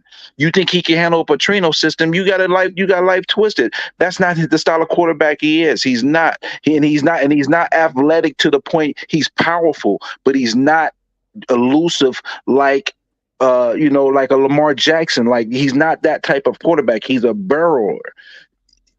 I'm sorry, bro. I don't know what made you think that he's the guy to keep out there. You watch last year, us getting blown out in 2 games at home and then having a 7-3 showing against Mississippi State, a lowly squad. That man did not show up last year. All right, but hold up. You can't put all of this on KJ's shoulders. I'm not. But I mean, Enos certainly had something to say about all that. Enos was awful. And he sucked worse after Enos left. After that Florida game, he went even further down the toilet bowl, though. Yeah, am I wrong? The Florida game still happened, though, without Enos. That was the best offensive performance we'd seen all year. And after that, it just went down to the bottom of the barrel. I'm not going to deny that he regressed, but to put that all on KJ, listen, you know what a good example that we got? As good of examples we could have gotten last year in terms of what was going on at quarterback. What did happen when we put in Criswell? What happened? He got murdered. And KJ had to deal with this all season long. So I think I agree with both of you. You know, I'm going to have to kind of sit on the fence on this to a degree. Ty, hold on. Let me finish. All right, let me finish. KJ regressed 100% last year. I mean, in truth, he did regress. Enos, the offensive line, receivers not able to get open. I mean, I'm just saying it was everybody together. It was a group effort for the amount of suck that we had last year on the offensive side of the ball. I agree that KJ could have played a lot better. I also don't know if he could operate the Petrino offense. I don't know that he could. I don't. He certainly, to me, seems like a good system quarterback in the veer and shoot, which is heavily RPO implemented. But every offense is today. I mean, hell, you're going to see Petrino's offense implement some RPO. I can tell you. We saw it all camp long. We saw it in the open scrimmages. I don't know if KJ could operate that offense or not. I would lean on probably not. But let's also not sit here and act like what happened last year was all his fault, because for everyone who said he would suck without Burks, look what he did the year after Burks. Similar numbers. So he's a system quarterback. 6-6. System quarterback. Well, but I mean, come on. How much of that? And 7-6 with winning a bowl game. The A&M game, that fumble was the beginning of his downfall. From that point on, he did not play as well again after that. You're putting all the losses on the offense, as if the defense had nothing to do with it. Last year when the defensive fault, the defense held them up as long as they could until they got tired of being on the field. The year before last, the defense was horrible. The year before last. Oh yeah, it was horrible. Ty, may I interject? Go ahead. Okay, because we've had most of those arguments, before, but these are things that I haven't heard anybody properly address. This nonsense about the other guys were jealous of KJ because he was making too much money and they didn't block for him and all that. Now I've heard Mike Irwin say that kind of stuff, and I've heard other people say it too. Now let me ask y'all something. Do you think that reflects well on the University of Arkansas and the football program and the football team for that to be the case? Because basically what No. you're saying is because other players were jealous of the amount of money being paid to the quarterback, they decided collectively that they weren't going to block for him. It's nonsense because if you just watch the games, they didn't block for the linemen either. I mean, the running backs either. They didn't block for nobody. They didn't block for Criswell. It wasn't just for KJ. They didn't block for But, Criswell. but assuming you want to follow this narrative that it was, cause how much, clothes that KJ was wearing and what kind of car he was driving and all that, that's an indictment of Arkansas. You're making Arkansas look bad when you do that. And then you guys sit here and wonder why we're not lighting it up in NIL. You got a guy who came here, could have went to Georgia, left here as the all-time, every statistical category, pretty much, he broke every record at Arkansas. Mm-hmm. And in his final year here, because his teammates were jealous of his success, we run him out of town. What makes you think other guys are going to come in? What are you going to tell the next recruit on the line that, come on here to Arkansas, we're going to take care of you. Oh, and I'm going to come there and break every record, then y'all going to turn over because we made a dumb decision by hiring a incompetent coach, and then it's all going to fall on me? That's the kind of things we do as Arkansans to sabotage ourselves in our own program. No, I got to push back on that right now because I got to get ready to go. Here's my last pushback, and I'm gonna leave it there. When you got players that's currently on the team saying that, they can say that all they want to, but just like Greg Thomas said the other day, just like Greg. Hold up, I'm gonna have to mute him. Let me mute Pat, just so you can get a word out. I know Pat. Hey, I respect Pat what he's saying because I understand some of what he's saying.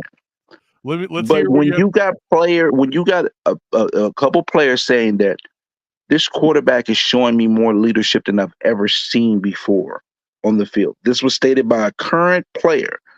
Then you got evidence of how he's conducting himself last year in games we lose. He played like when the game was over, he acted like he didn't care. So you can tell me all the things you want to tell me, but when they're down by 30-something, I don't want to see my quarterback keep keying with the opposite team on your home field. That's not a good look. You want to talk about something that's not a good look? That's not a good look. Okay, let me respond, and I'll let Pat and then John respond. He's always been that way. He's always been that way. He was that way in 2021, 2022. And he was that way in 2023. He's a low-key. Do you guys remember? Okay, we talked about Matt Jones. Do y'all remember the complaints about Matt Jones sitting on the bench when the defense was on the field and he wasn't cheering on the defense? Some guys are just not. He's not a team leader. I agree with that. He wasn't. But I don't think that side of him changed simply because he made a whole bunch of money. I think that's the way he always was. I think that's the way he always carried himself. He wasn't very vocal. We saw it. We saw it at the game. We saw it at practice. We saw it in camp. Wasn't a very vocal guy. Green is way more hands-on and interactive with his players. And I love that. I hear what you're saying. Let's let Pat respond. Go ahead, Pat. Well, I don't want to rehash all these arguments again, but let me just say this. We will see in this upcoming season. KJ has gone on. He's landed in a good spot with Gus Malzahn, who a lot of big boosters wanted to bring here in Arkansas rather than Petrino and that whole thing. Mm-hmm. So he went to a good spot. If you listen to Gus Malzahn, he thinks he got his guy. We'll find out how good a quarterback KJ is. And the same goes for Taylor Green. All this stuff y'all talking about, oh, yeah, he's a great leader because he's hanging out with his teammates and all that. Okay, but can he throw an accurate pass? Is he going to be able to compete against the SEC defenses? He couldn't do it. Even this was KJ's worst season, right? His numbers were equal to KJ last year in an inferior conference, and that was KJ's worst season on a disastrous offense. So you're gonna tell me this guy is gonna come into the SEC and ball out? Okay, let's see. John, you got anything to add to this? Well, I have a lot of things to add to this. Oh, okay. All right. First of all, let's take a little rewind for just a second back to the dumb Chad Morris days of KJ Jefferson. Okay. First off, he comes in. Okay, we think we got a legitimate quarterback, and I got a little bit of respect for KJ. But as time went on, here's some things that happened. Why is this man eating candy? Your strength and conditioning coach actually affected his weight. He gained weight and it slowed him down. Same thing, and you can go back. Look at Tim Tebow, quarterback for Florida. When he went to the NFL, he gained that weight. It slowed him down. He was almost like KJ. Was fast and could throw the ball every once in a while. Granted, Tebow was left-handed. KJ could throw the ball as well. But when it comes down to it, at the end of the day, you've got to win ball games. You've got to be the leader of the locker room. KJ did not have leadership. The players said that. He lost the locker room. And if you lose the locker room, the players will turn on you. Well, hold on. He lost the locker room or Sam Pittman lost the locker room? I'm going to say 50-50. Okay. All right, so let's say this. KJ goes on to UCF with Gus Malzahn, and I hope he does good. He's in the Big 12, so he'll probably do better with better numbers because, Big 12 don't play defense. It's all offense. They don't know how to spell defense. Yeah. So now we bring in Taylor Green from Boise State, and I trust Bob Petrino with quarterbacks because you look at the quarterbacks with Arkansas that he helped. Ryan Mallett. Hell, even Casey Dick at the end of 2008 was already much better than when he started with Houston Nutt.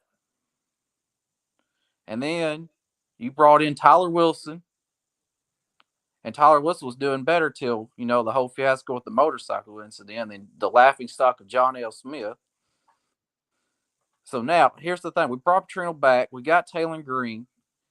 And Taylor Green has got the speed, the arm strength, and I think definitely a better leadership, which will translate to wins this season.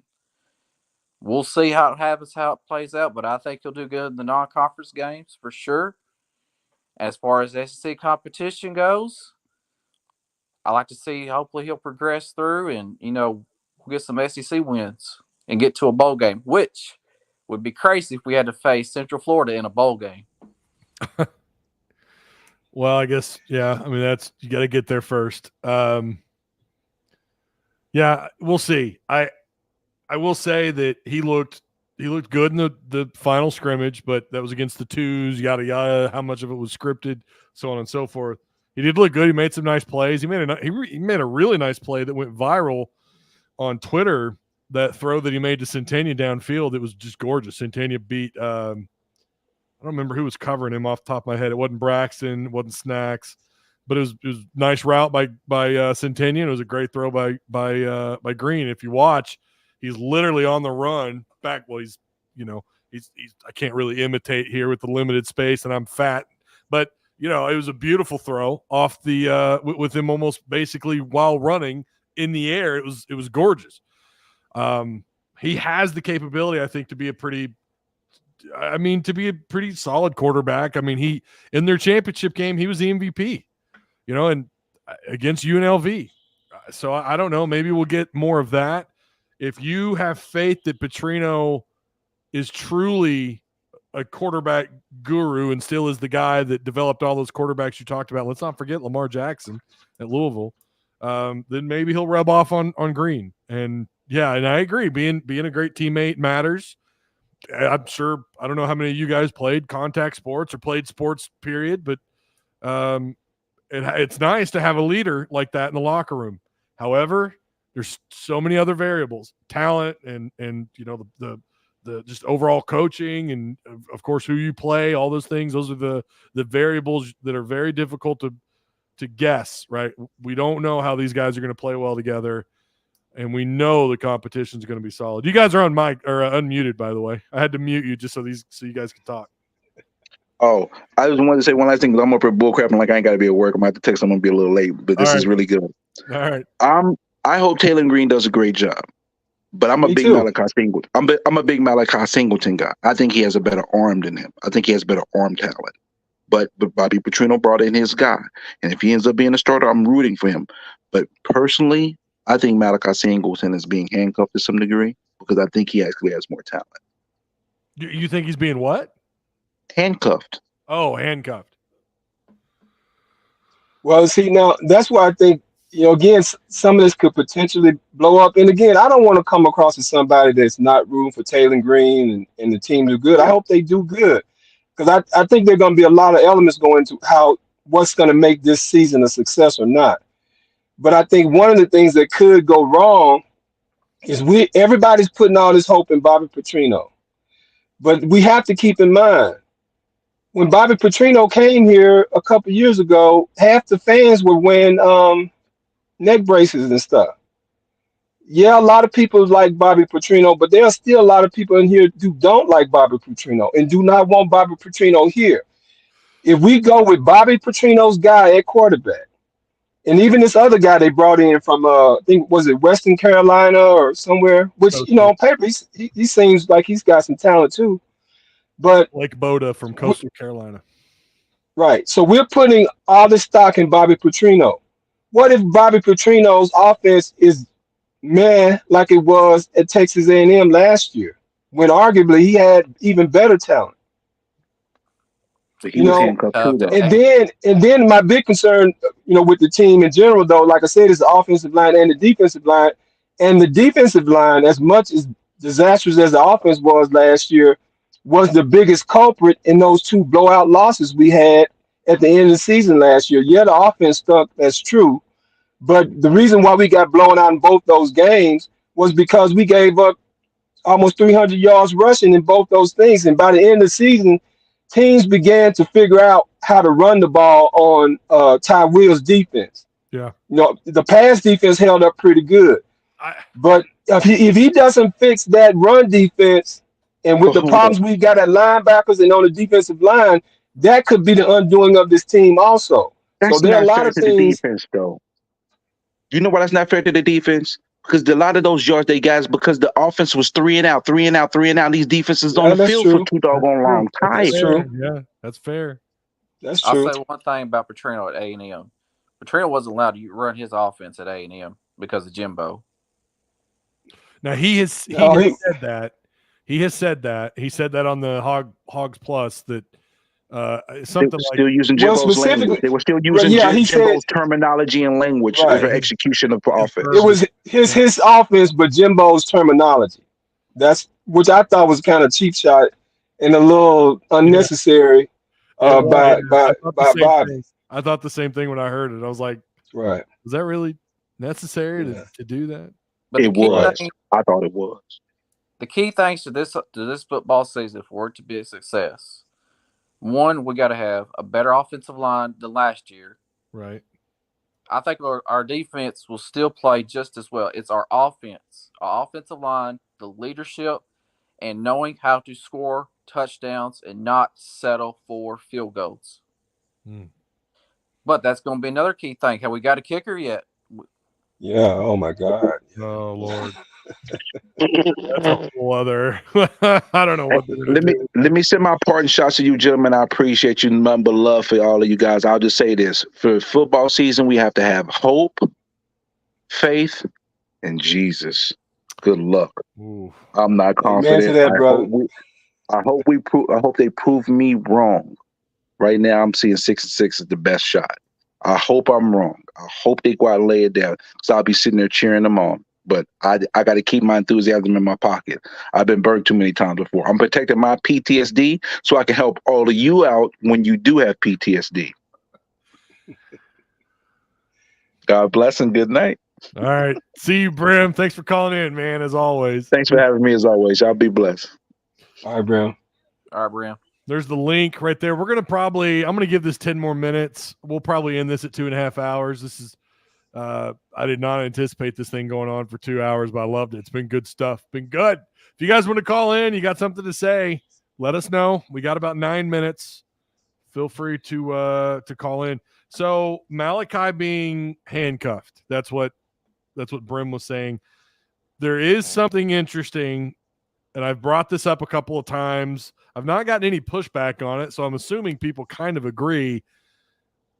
When Jacoby Criswell goes into the portal, you would think they would, and there were plenty of these guys in the portal available. You would think he would go after an older, somewhat experienced quarterback, but no, he goes after Blake Boda. Now, background check on him. Yes, he was committed to Bobby Petrino when he was the brief time he was the OC at UNLV.